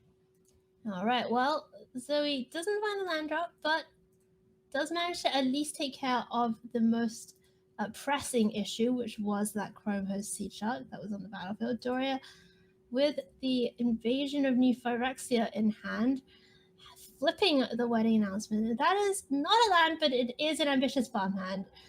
And I mean, Doria lets that one through. What do you think about that? I would be tempted to counter it. However, advancing your own board state is a higher priority than countering the farmhand, because at that point you're wasting a counterspell on a land that they're probably going to draw eventually. Zoe is probably going to draw land eventually, one way or another. Doria understands that this is not a game that's going to end in the next 3 turns, and so there's no reason to counter the farmhand. Although it does help your tempo right now, is not going to help your tempo in the long run. And so holding them make disappear for something like a Wandering Emperor or Sarah Paragon is simply more important. And here comes Chrome Host Sea Shark once again. Gonna tap out for the Sea Shark and Wedding Announcement. Gets to incubate 3 straight away. Zoe once again does not find a land drop. Does find another answer for Sea Shark. Wandering Emperor is available as well as Sarah Paragon. And it looks like it's going to be just trying to deal with some of what's happening here on the battlefield. I think Zoe could do Sarah Paragon, Return Field of Ruin, and that actually would be a really good play, because that sets up a Sunfall next turn. And Doria seems to actually be playing quite aggressively as a control deck, for good reason. I think Zoe is getting mana screwed, but if Doria taps out for an Invasion New Phyrexia and Zoe can untap and play a copy of Sunfall, that could be really good. However, Zoe is clearly prioritizing dealing with Doria's board right now, killing the Sea Shark, killing the Wedding Announcement that's about to flip. That is just higher priority, and I agree. Yeah, and it also makes sense, right? Because if you tap out, deal with your opponent's threats, then they have more motivation to play more threats out. Whereas if you let their threats stick around, then you're kind of on the back foot in terms of the making your opponent tap out part of the tempo, and then it makes the Sunfall harder to cast, etc., etc. So I certainly understand the motivation there for Zoe. As we see Doria transform that incubate token, it's a 4/4 thanks to the flipped Wedding Announcement, and here comes a big attack now with 2 of the tokens plus the 4/4. I like this attack here because Doria doesn't actually have to play anything to get ahead. It's likely that this tower is going to be played as a land because Doria just has to keep playing lands forever. If the Invasion of the New Phyrexia comes down with X equals 3 holding up and make disappear, Doria is in an extremely good situation. And if Zoe, killing the farmhand here, I like that because you can return it later. If Zoe tries to get those board wipes off, she's going to have a hard time because there are a lot of counter magic shenaniganry going on. Shenaniganry, for sure. Shenaniganry. Speaking of shenaniganry, here's Loran. Oh god. Again, not a 5th land, but not a terrible draw here for Zoe. That does represent something that could be an answer to the Wedding Announcement, or wedding festivities rather, down the line. But she's going to hold up the Wandering Emperor for now. Way back over to Doria's side with, again, the being ahead on board. And here's the bait for the counterspell. I don't know how baity it is, because Wandering Emperor is a legitimately good magic card, and it's probably a good idea to kill it, because I don't know how much removal Doria has to actually deal with Planeswalkers. That being said, I do agree that it is a little bit baity, just because there's so many other things in Zoe's hand that are important to get. Although this breach is looking really sad. Not gonna lie. To answer your question, Doria has three copies of Ossification, and that's it. Yeah, that's fair. Not, as you say, not a lot of actual answers to Planeswalkers, but the Zoe actually is also not going to be deploying it in combat. I'm going to hold and wait for the end step. Doria is passing the turn. Didn't even play a land. That's really interesting choice. Okay. I'm not sure how I feel about that, but it's fine. Zoe going to tap land for the turn. So not the land, not the 5th land, but also feeling a little bit more confident in being able to play out the Sarah Paragon. And here's that Field of Ruin from the graveyard you were talking about. And there's Ossification. Talked about it a little bit earlier. It looks like Zoe actually, I think, just really valuing holding this Loran and not needing to spend it on that wedding festivity. Zoe's really close to getting this Invasion of New Phyrexia down, but now Zoe has the lands to cast Farewell and or Sunfall, so it's not actually that big of a deal anymore. Lauren killing this wedding announcement, is a good choice. It can kill Ossification, right? It could kill the Ossification. That's true, actually. You're absolutely correct. That would be probably the play here, just because it allows you to get your guy back, and then you can start getting value.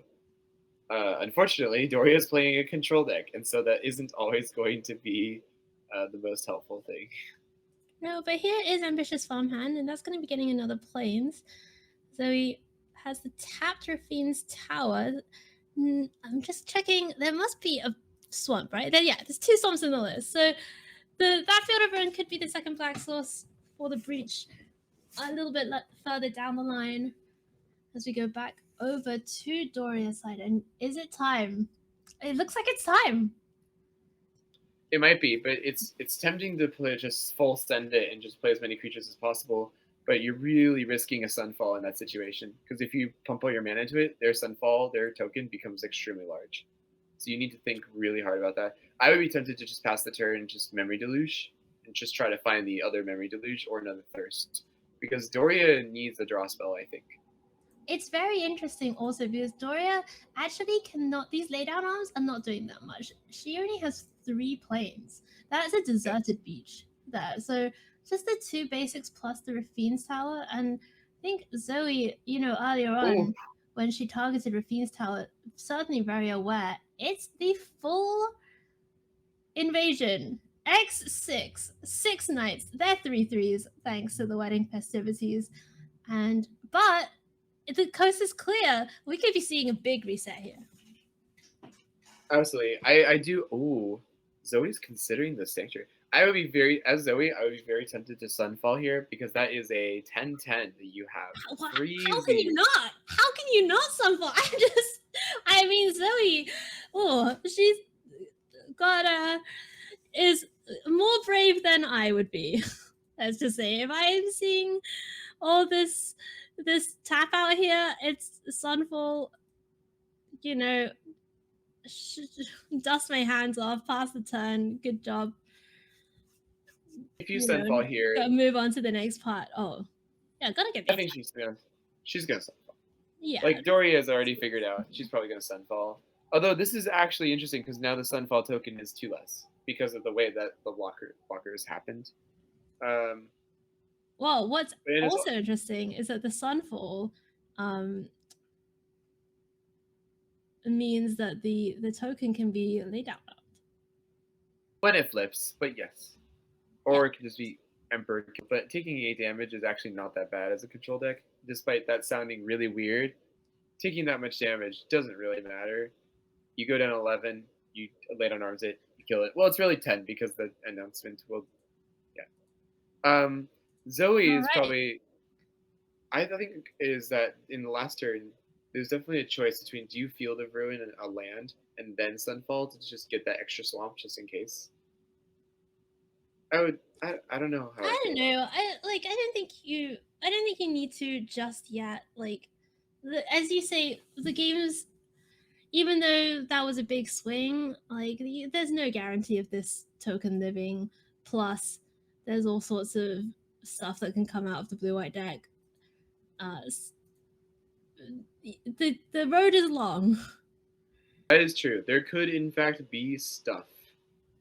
There could always be stuff. There could always be stuff. I think Doria's next play is to Memory Deluge and flash this back, because she needs to get that flashback before Zoe plays that Farewell to exile the graveyard. Because if that Memory Deluge is gone, Doria is simply going to lose this game. Because Zoe has the card advantage right now. despite being behind on lands in the early game, Zoe has actually clawed her way back to being ahead in the game. And I think that's very interesting. Well, I mean, look at it's really been these bit players, right? I mean, the big spells are all well and good. But really, it's been the Field of Ruins, it's been the Ambitious Farmhand, the Sarah Paragon, like just all of these small synergy pieces that work so well together.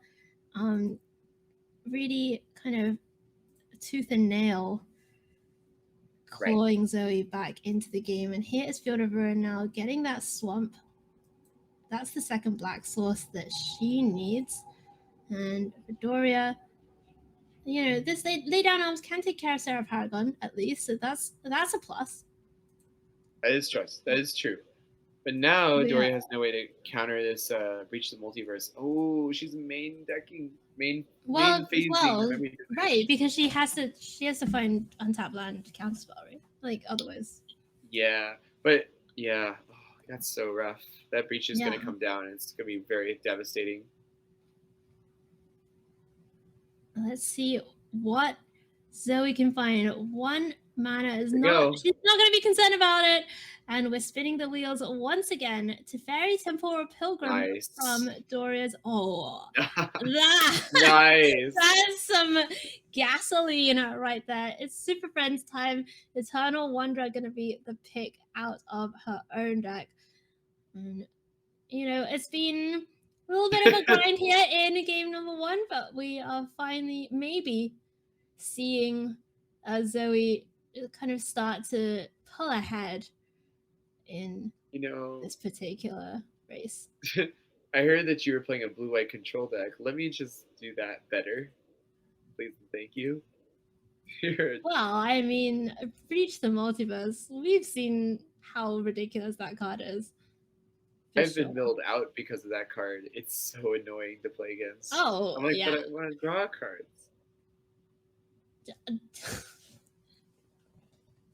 Maybe that's why everyone should be playing in Modern to counter the One Ring. Just breach them. Just mill them out. Just play a 7-mana sorcery that's black. It's fine. Yeah, it's fine. All right, let's see what Zoe does now that she gets to untap. So Eternal Wanderer can flicker that token and it would go away forever. Teferi, there's all sorts of shenanigans that Teferi? Really Teferi, if mana cost is anything to go by. Teferi Temporal Pilgrim.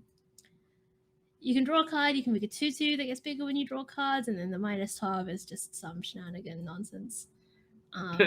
It's almost never relevant. It's just blow up their board, basically. It doesn't do anything else. I'd rather just make the token. I don't think I've ever seen this Teferi altered. Actually, it's hard. It's actually harder than you think because it's +2 every turn. That is true because you're drawing 2 cards a turn. But the thing is, like, other than the token that you get, you're actually not. It actually does not protect itself very well. That's why it's good in control because you have so many other cards that can do that. But Eternal Wanderer just outclasses it by magnitudes because the tokens are just better. You're always killing your opponent's tokens yourself. And the -4 is actually relevant because it's a board wipe. And so the -4 is absolutely ridiculous. Plus that static ability, the only being able to be attacked by one creature is really brutal as well. But that does not do anything against Ossification. So she's going to be taken away by the enchantment. I wonder if there was some temptation for Doria to ossify the Teferi so that if the ossification gets killed, she would get it. But I guess Zoe just doesn't have to kill the ossification. Zoe might forget in the heat of the moment and go, I'll just get my Teferi back, I'll kill this. And then it goes on Doria's side, and she's like, oh. Well, yeah, maybe she could play a farewell or something, and then all of a sudden. Well, the farewell would be the thing that gets rid of the enchantment. And that would be the problem. Because if Zoe wipes the board and leaves Doria with a free Teferi, the Doria gets exactly what she needs. Exactly, that's what I'm saying. Like, for Doria, if you're on Doria's side. Yeah. Oh, well, yeah, but the farewell is certainly not going to be naming enchantment now that Zoe has found the 4th wedding announcement. And, it's an oldie but a goodie. 4 weddings, but whose funeral is it going to be? And I think for Doria, it's we're seeing the latter stages of. Thank you for that very polite laugh, Kuro. I appreciated it. You are welcome. That laugh will be $25 dues. You can bill that to Phoebe. I'm sure she's got. I didn't bring my wallet today, so. Phoebe's watching. I'll make Phoebe pay for Haiyue's bad puns. There you go. Yeah. Epic. That's how these things go. That's how it all goes. Right. By the way, Zoe's just, I mean, this spot is just insane, right? We're at the stage of this control mirror where, yeah, it probably still takes another 10 turns to actually kill Doria, but there's, the advantage has really tipped the scales so far to one side that we're seeing the cascading effect of the advantage that Zoe has managed to put together. And really, you know, all goes back to that Sunfall and, of course, to breach the multiverse. Of course. And I think even before that, the decisions that were made, Zoe was able to amass some lands, get some card advantage down, and Doria was not able to land some of those key card advantage engines, like the wedding announcement, was not able to draw the extra card because of attacking with the tokens. Instead, decided to get more tokens.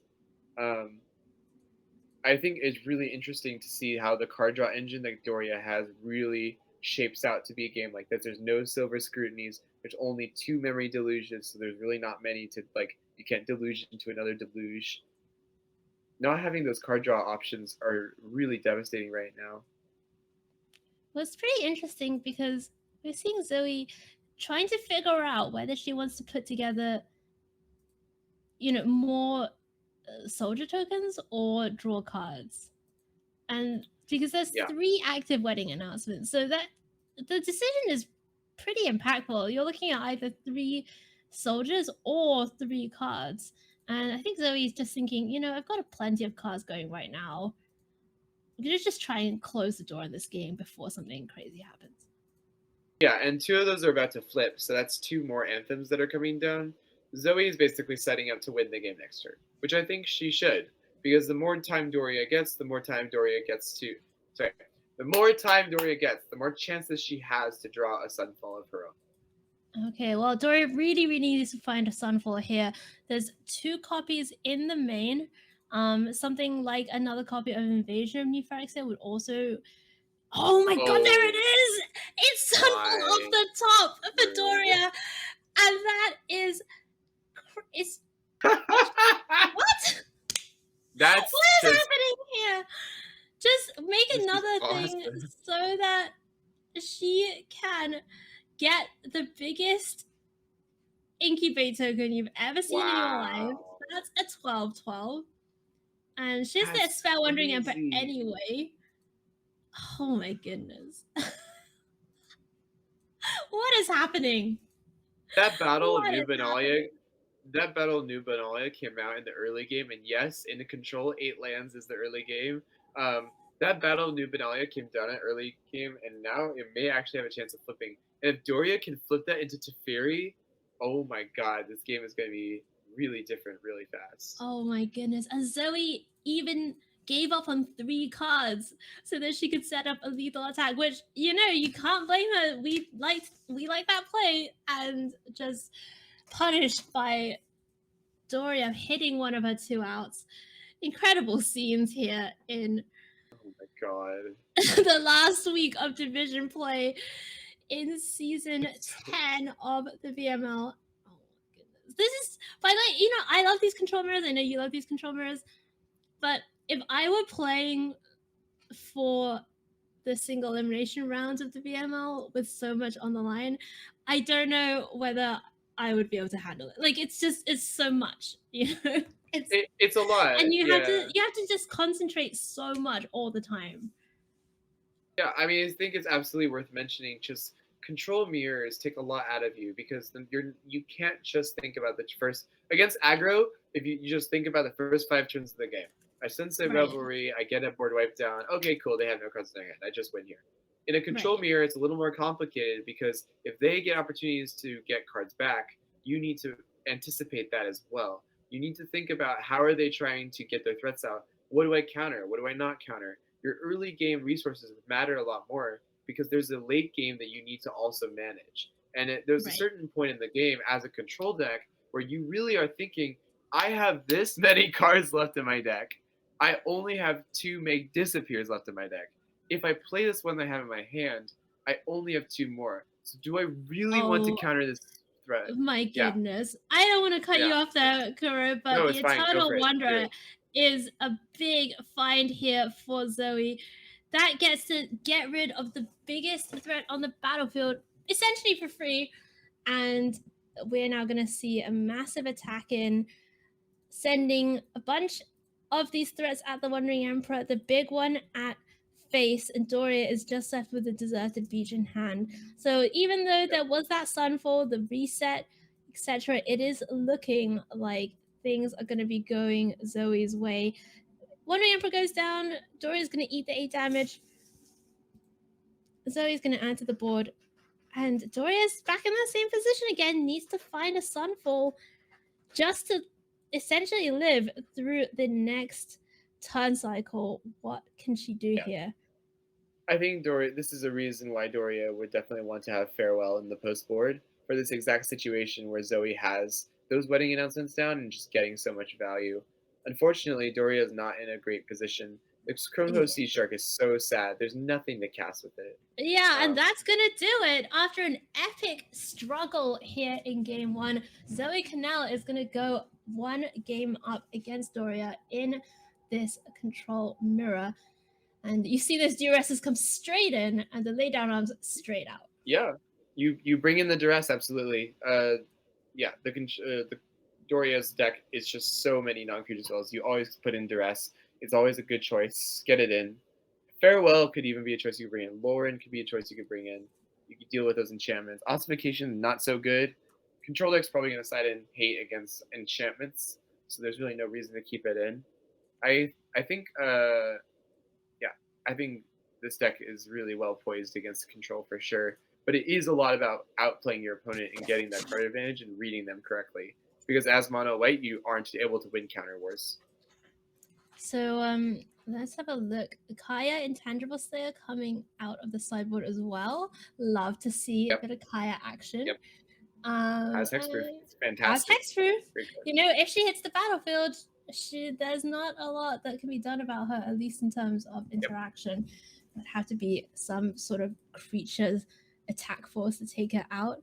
And you know, a few little adjustments here and there as well. Go for the throats coming in over some of the smaller removal. Let's have a look at Doria's sideboard plan now.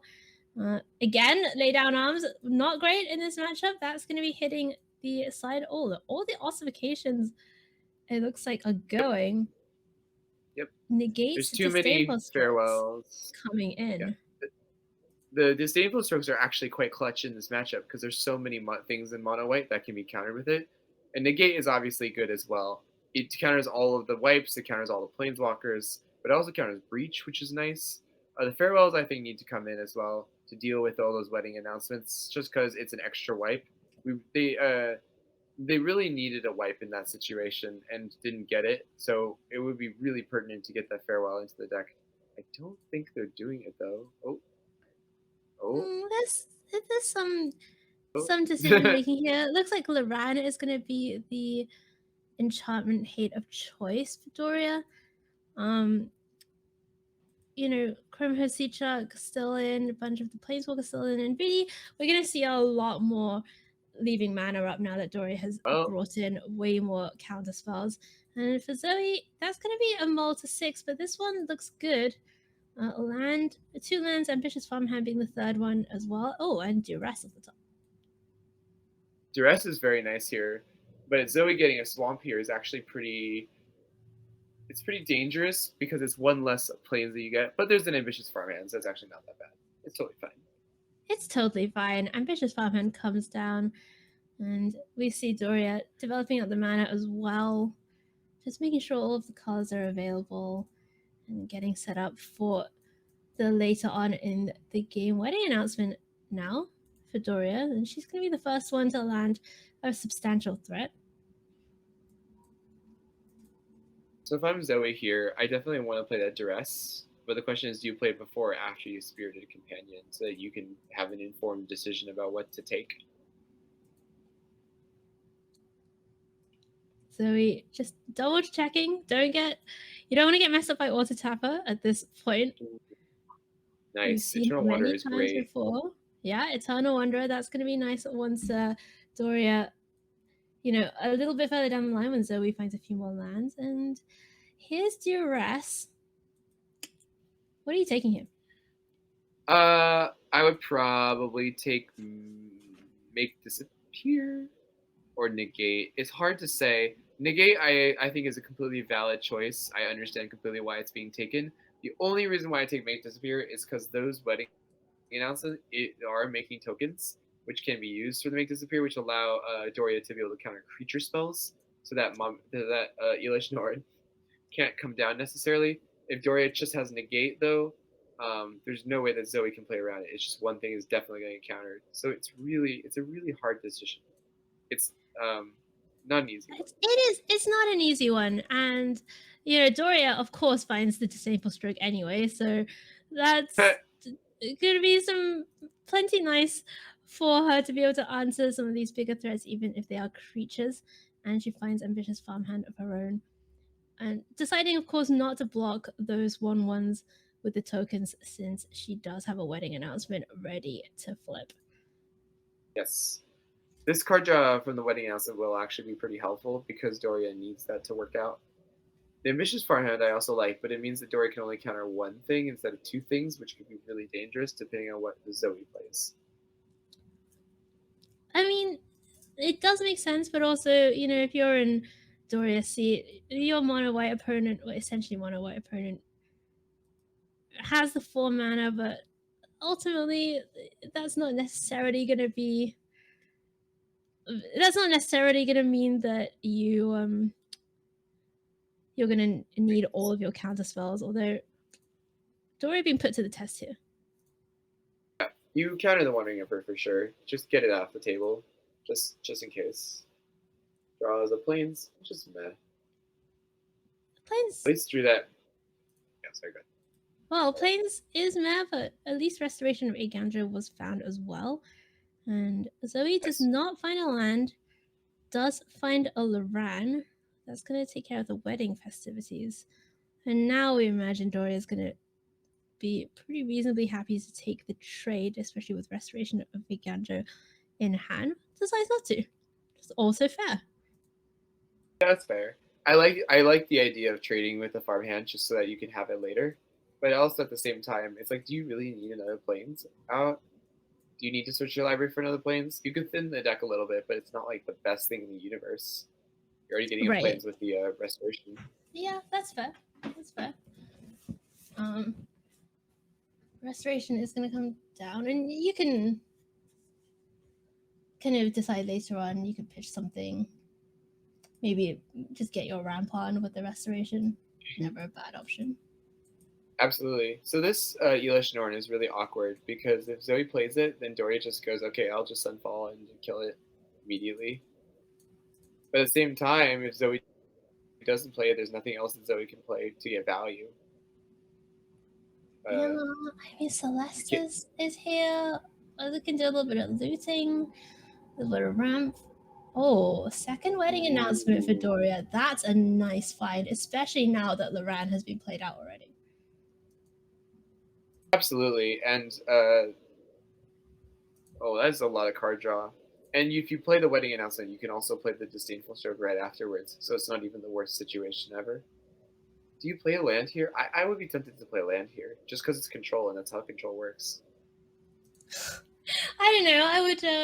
It's interesting to me. I think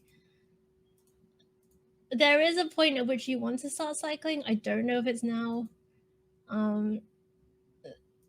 Certainly, I spent a lot of time watching Seif and Wafatafa and the such, and I feel like they pretty much always just play out their lands, and also I feel like they pretty much never do anything, but yet always win. So I don't think I'm really like fully, reach the level of enlightenment.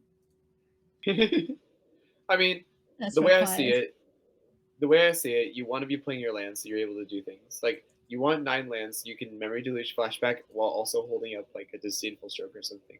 You want to have Right. 10 lands so you can do like it's not just about getting one spell out. The curve for control deck can sometimes look like an aggro deck because you want your early stuff to cost so cheap so you can deal with your opponent's stuff. But you need your lands still, and part of control is being able to play multiple things in one turn. Like people Right. don't like 2 mana countering spell because they're like, oh no, you played a draw spell after playing your counter spell.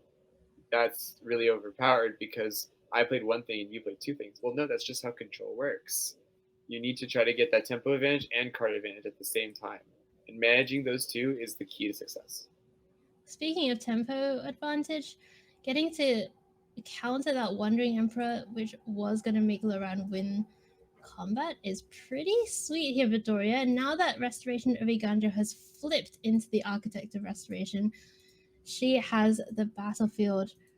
She has the biggest presence on the battlefield, at least for now. Of course, Zoe does have the Right. go for the throat, but she doesn't know that. Yeah, and Zoe has a really stacked hand right now. The only reason why she's not able to get it to go is specifically because she is it's specifically because she doesn't have the lands to cast them. Skirting Goat or Ooh, using Goat. hello. Ooh, I do like that card, but Doria needs a basic land to make it work. She could just draw one. You know what? You're right. Just draw draw one. land. Just draw one. Easy. Zoe's not going to fire off this Eternal one. Well, she's thinking about it, but she's, I think just very wary of all of these cards that Doria has. Maybe she is going to fire it off. That'd be fun. All right. Ooh. Okay, Risky, but Doria's. it'll pay off. Well, Doria's got to go digging. I mean, there's plenty of counter spells in the deck. Draws a Thasic to discard. Draws the counter spell. Oh my god, nice. What more could you want? That's from so good. your That is so thirst? clutch. Just perfect stuff here for Doria, and that is dealing with one of the biggest threats in this Orzhov deck. Yes. Absolutely. Elish Norn literally does not matter. You just cast this to destroy evil on it. And that's you call it a day. Okay, cool. You have 2 cycle lands here, which are totally fine to be cycled. You have a Sunfall, which you can go against creatures. I have a hard time seeing Doria lose this unless Zoe like magically draws another crazy good spell this game. Yeah, I mean, Zoe's still 1 mana off the Breach as well. Loran is pretty interesting here for Doria. Could even, take out that Celestus, maybe, and try and, just cut Zoe off the mana before she can get close to the Breach. We'll see what Doria decides to do. It's going to be the attack to start off with.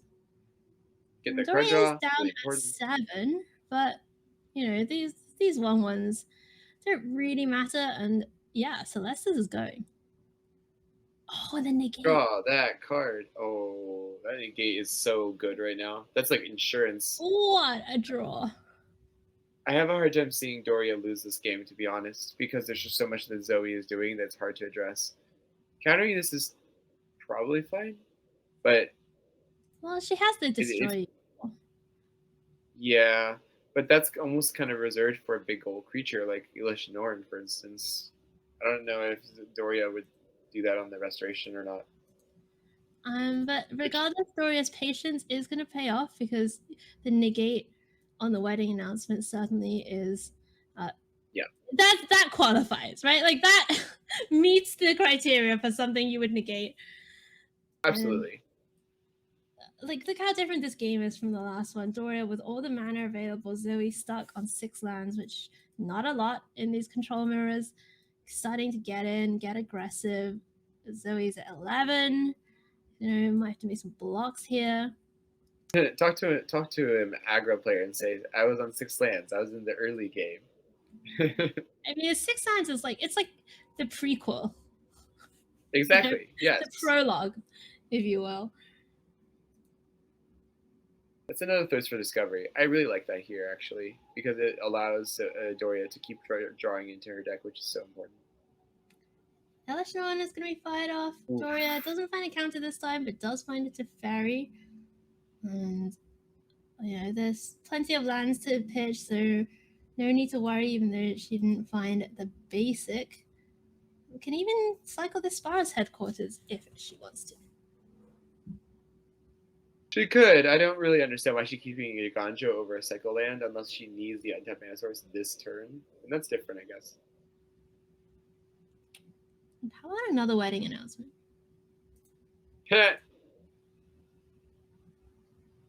Announcing the weddings. 1, 2, 3, 4. It's all the same wedding, though. They really, really want. It's all the same wedding. They just sent out a bunch of announcements. Okay, that does make sense. They did a thing where they sent 4 invitations to each people. Oh, okay. Yeah, in case it gets lost in the mail.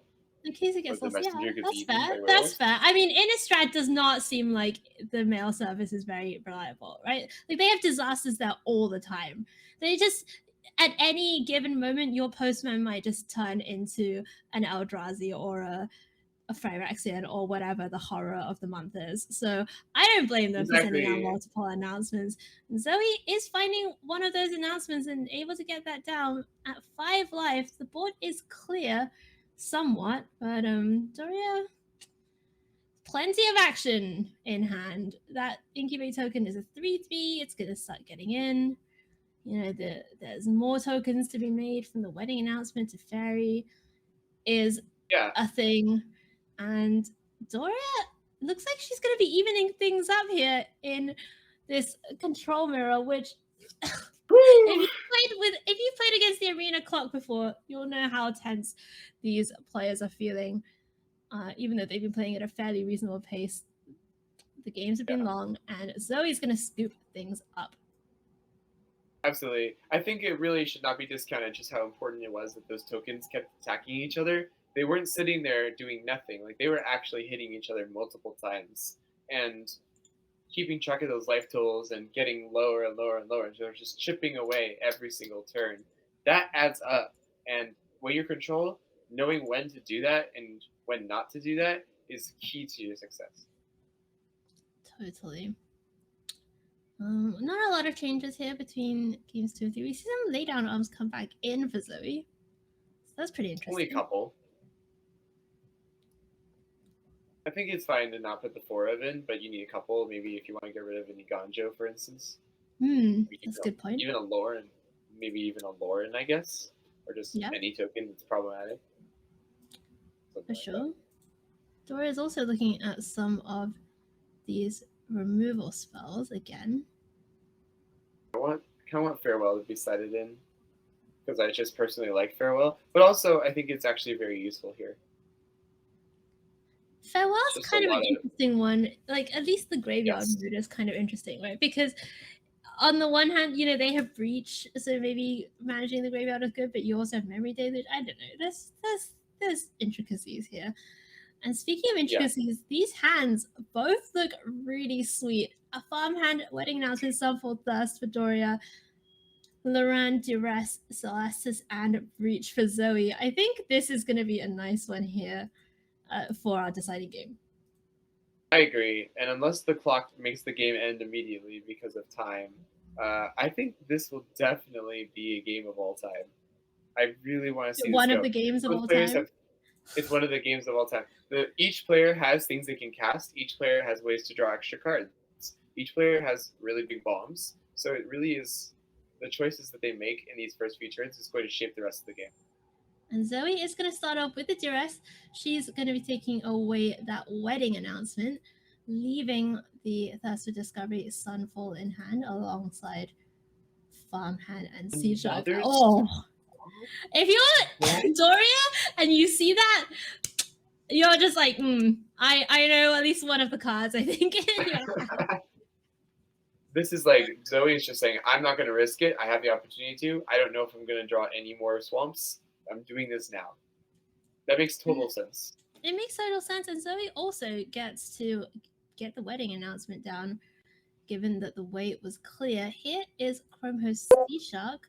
Zoe does not have an answer to this Sea Shark at this time. That is true. Zoe's thinking about, do I get planes?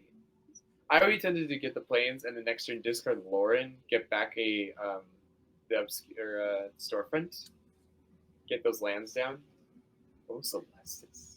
I think I'd be tempted to get the planes also. Yeah, And surely Celestis, fire off the duress. Celestis Duress is nice, but there is a Thirst for Discovery that is probably going to get taken. Because if that Sunfall gets taken, there's a second Chrome Hose Sea Shark that's coming down, and Zoe cannot deal with it. Yeah, she's gotta take the thirst here. I mean, the Sunfall is a problem, but it's not a problem for right now. No, it is not. And Doria could just simply do a play where she plays the Sunfall to purposefully make 3 incubation tokens and just bash for 50. Like, that is entirely a possible play. That is a possible play, but Doria decided not to develop out the second Chrome Host Sea Shark, maybe worried about something like a Sunfall from Zoe. Yeah, absolutely. Zoe's still not getting that land with Restoration. I think Zoe doesn't need it, though, because Zoe's cards don't actually require a lot of lands other than the Breach, and Zoe's not planning on playing Breach right now anyway. Okay, getting rid of the Sea Shark was pretty clutch. I agree. But we'll see if the second Sea Shark comes in, because if it does, that could... Oh, wait. Well, it's Sunfall time. Oh, interesting. And I like that choice. Yeah, it's nice. You know, the Sunfall, clean answer to the whole board. The Wedding Festivities already flipped. That can't add any more tokens. Wandering Emperor is down, but would have to be sacrificed to make another Samurai. And sure, here's an ambitious farmhand. The way is clear, but at least for Doria, it's a reset, and now she can feel a little bit more free to develop out the Chrome Host Sea Shark and hope to find some more card draw or some nice non-creature spots to get the incubate going. Right, exactly. How about a Sunfall for Zoe? I don't know. Doria is not a deck that goes wide as much as Zoe's does, so I don't think it's necessary here. Ooh, that's a nice Make Disappear. I like that, actually. Okay. All right. So we can see Sea Shark here. Says Doria has 5/6 mana potentially available. You could see Sea Shark. Can't flip the incubate and hold a Make Disappear, but that's totally fine. Yeah, it's a little rough, but it's not the worst situation in the universe. It's fine. Certainly not the worst situation in the universe. No, in the entire universe of existence of reality, this is not the worst situation. Yeah, compared to the endless void of space or whatever, I think heat death of the cosmos, I think Doria's doing okay. Suddenly we turn existential. Anyway. Yeah. Have you ever played the game Wavelength? No, actually, I don't. If you like the kind of like Reductor ad absurdum, Wavelength is a really great game. I would recommend it. It's a great board game. Doria, find Teferi. Save us, Teferi. With a land. That's so cool. Yeah, good. Nice find here. Gets to make it Teferi. Teferi makes a 5/5 incubate. Wandering Emperor is at 3. But this is really, really sweet now. These incubate tokens are building up. Teferi gets to make a 2/2. Zoe has 6 mana. It's gas on gas on gas for both of these players. They are both drawing extremely well right now. I love this. We do have to keep an eye on the clock. I do see that Zoe has 6 minutes, just under 7 minutes left. We don't have a look at Doria's clock. We are playing arena rules, so if you time out, you do lose. That is definitely a consideration for both of these players. When was the last time you saw a clock win on stream? You remember when I was talking about how we had a Galvanic Iteration Auron's Epiphany season? There, yes. That was probably it. Fair enough. I Fair would enough. guess. Yeah. That's fair. Oh boy, here we go. It's a big attack. Big damage. Big damage. Yeah, there's no reason to block Teferi. The idea is to try to counter attack and kill this Wandering Emperor. Ooh. Okay, well, Sarah Paragon is going to be offered up. Doria, looks like it's going to be the casualty mode. Take care of the Sarah Paragon. Stop any graveyard shenanigans. And Zoe, looking for a land drop to be able to cast that Breach the Multiverse. Meanwhile, Doria has quite an army of incubate tokens starting to build up. Yeah, clearly the police officers are very upset about that counterspell. I'll pass second to Ferry. Oh, I see. I mean, look, the strategy is kill Wandering Emperor, get Teferi down. It's not super complicated, I think. In this exact Well, situation. Kuro, I'm still glad that you're here to walk us through the difficulties of get the Wandering Emperor, get Teferi down. And that's not an untapped land. Oh, Zoe, but she does find a land, and that's good. That's something, right? Here's Wandering Emperor. That's an answer to the Sea Shark. Finally.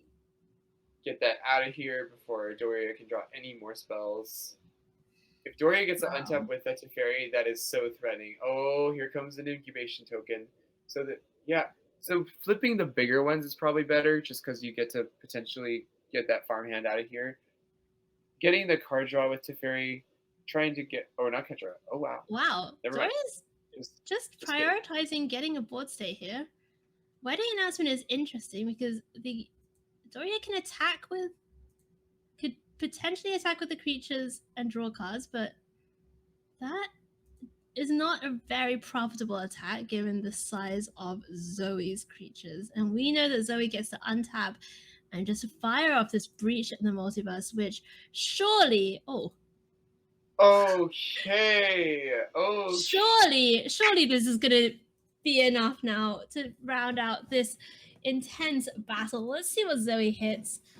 I see a Sarah Paragon, I think, from her own side, Archangel Elspeth. That gives things flying, which changes the clock massively.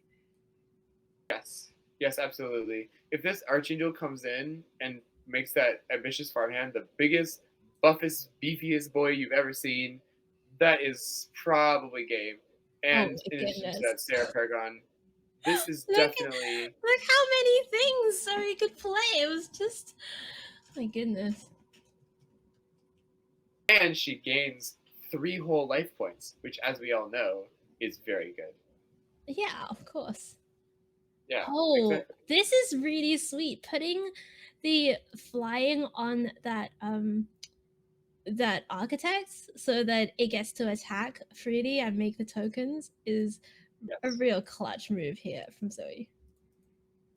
Absolutely. At this point, Zoe needs to take advantage of the fact that Doria does not have the Sunfall in the hand, and just go face. I mean, she's got to remember what Doria did last game, or game 1 rather, which is just rip that Sunfall and puts herself in a position now where the next attack is lethal. So Doria needs to find the Sunfall, does not find the Sunfall with the farmhand, with the first draw, finds farmhand, has a redraw with Teferi. What's that going to be? It's Deserted Beach, and that is not going to do it. So Zoe Connell just has to untap and send with the flyers, and that will finally be the resounding blow in this control mirror, which has been so grindy, so well played by both players, a lot of back and forth. But Doria, I think, seeing the writing on the wall, no flying blocker, no way of getting a sweeper, no memory deluge. to work with. And not having those deluges this game was definitely really rough. really rough, right? Really rough. Yeah, I didn't see very much card draw at all, and then the Teferi was sort of used to make tokens, which is definitely necessary to block those opposing tokens, but not being able to potentially draw one more card, one more turn to get into a board wipe, that's so rough. Well, let's see what happens here, because Doria definitely still has outs, right? Like, she has bluff outs for sure. Oh yeah, that's true. Settle the wreckage moment. So yeah, of course, you gotta pick up the vampire token. But that's why Zoe. No, forget the bluff outs. What about the attack outs? I mean, the thing is this is actually exactly why Zoe's putting counters on the Architect specifically, because if Doria ever draws the Wandering Emperor like blindly, then the Architect's not going to die, and you don't have to worry about it, which is actually an extremely good play on her part, which is anticipating a card that Doria did not even have yet, so just in case it was drawn, there was no like concern. And that is really how you can win against Control, if you anticipate not just what they have now, but also anything they might have in the future, because Control is also always thinking about that. All right, fantastic. So, very well played by Zoe. This is a big attack in from Doria. She knows what's up. Zoe knows what's up. And as soon as we come back over to Zoe, says she just has to press the big orange button. She doesn't even have to press the big orange button. Doria's going to scoop things up. And Zoe Connell is going to take things down in division number 15. She's going to remain at the top of the table with 6-1 out of the division play phase. It's fantastic stuff from both of our players. And Kuro, I hope you enjoyed the control mirror that you finally got to yeah, it was I did enjoy it. It was definitely a grind. I didn't see as many counter spells as I would have liked, but that's okay. I think it was definitely played well. I would have liked to see more draw spells, I think, but other than that, it was absolutely a really cool deck. The Seed Shark I absolutely love as a card. Teferi is a powerhouse. Wandering Emperor is a powerhouse. Really cool deck, absolutely. Well, congratulations to Zoe Connell. We are going to be seeing her in the single elimination phase of the VML. And as for Doria, she's going to be at 4-3. We'll see how the other results pan out in the division, because it could still go her way, because she has a pretty high breakers in terms of game win percentage. So we'll have to see for Doria's hopes in division number 15. All right, my friends, that was an epic last one. Thank you so much for staying with us, Kuro. Thank you for joining me. It's been a pleasure. Next week, it's going to be the beginning of single elimination. So round of 32 coming up next week. Very, very important for all of our players who are looking to qualify for their regional championships, and of course to qualify for the VML championships coming up at the end of the year. Thank you so much to Wiz of the Coast. A good luck high five to Phoebe, our awesome producer, to all of our players, staff, and everybody here at the VML. And we will see you next time for the single elimination playoff part of the league. Season 10, round of 32 coming up next week. We will see you there. Have a good one. Woo!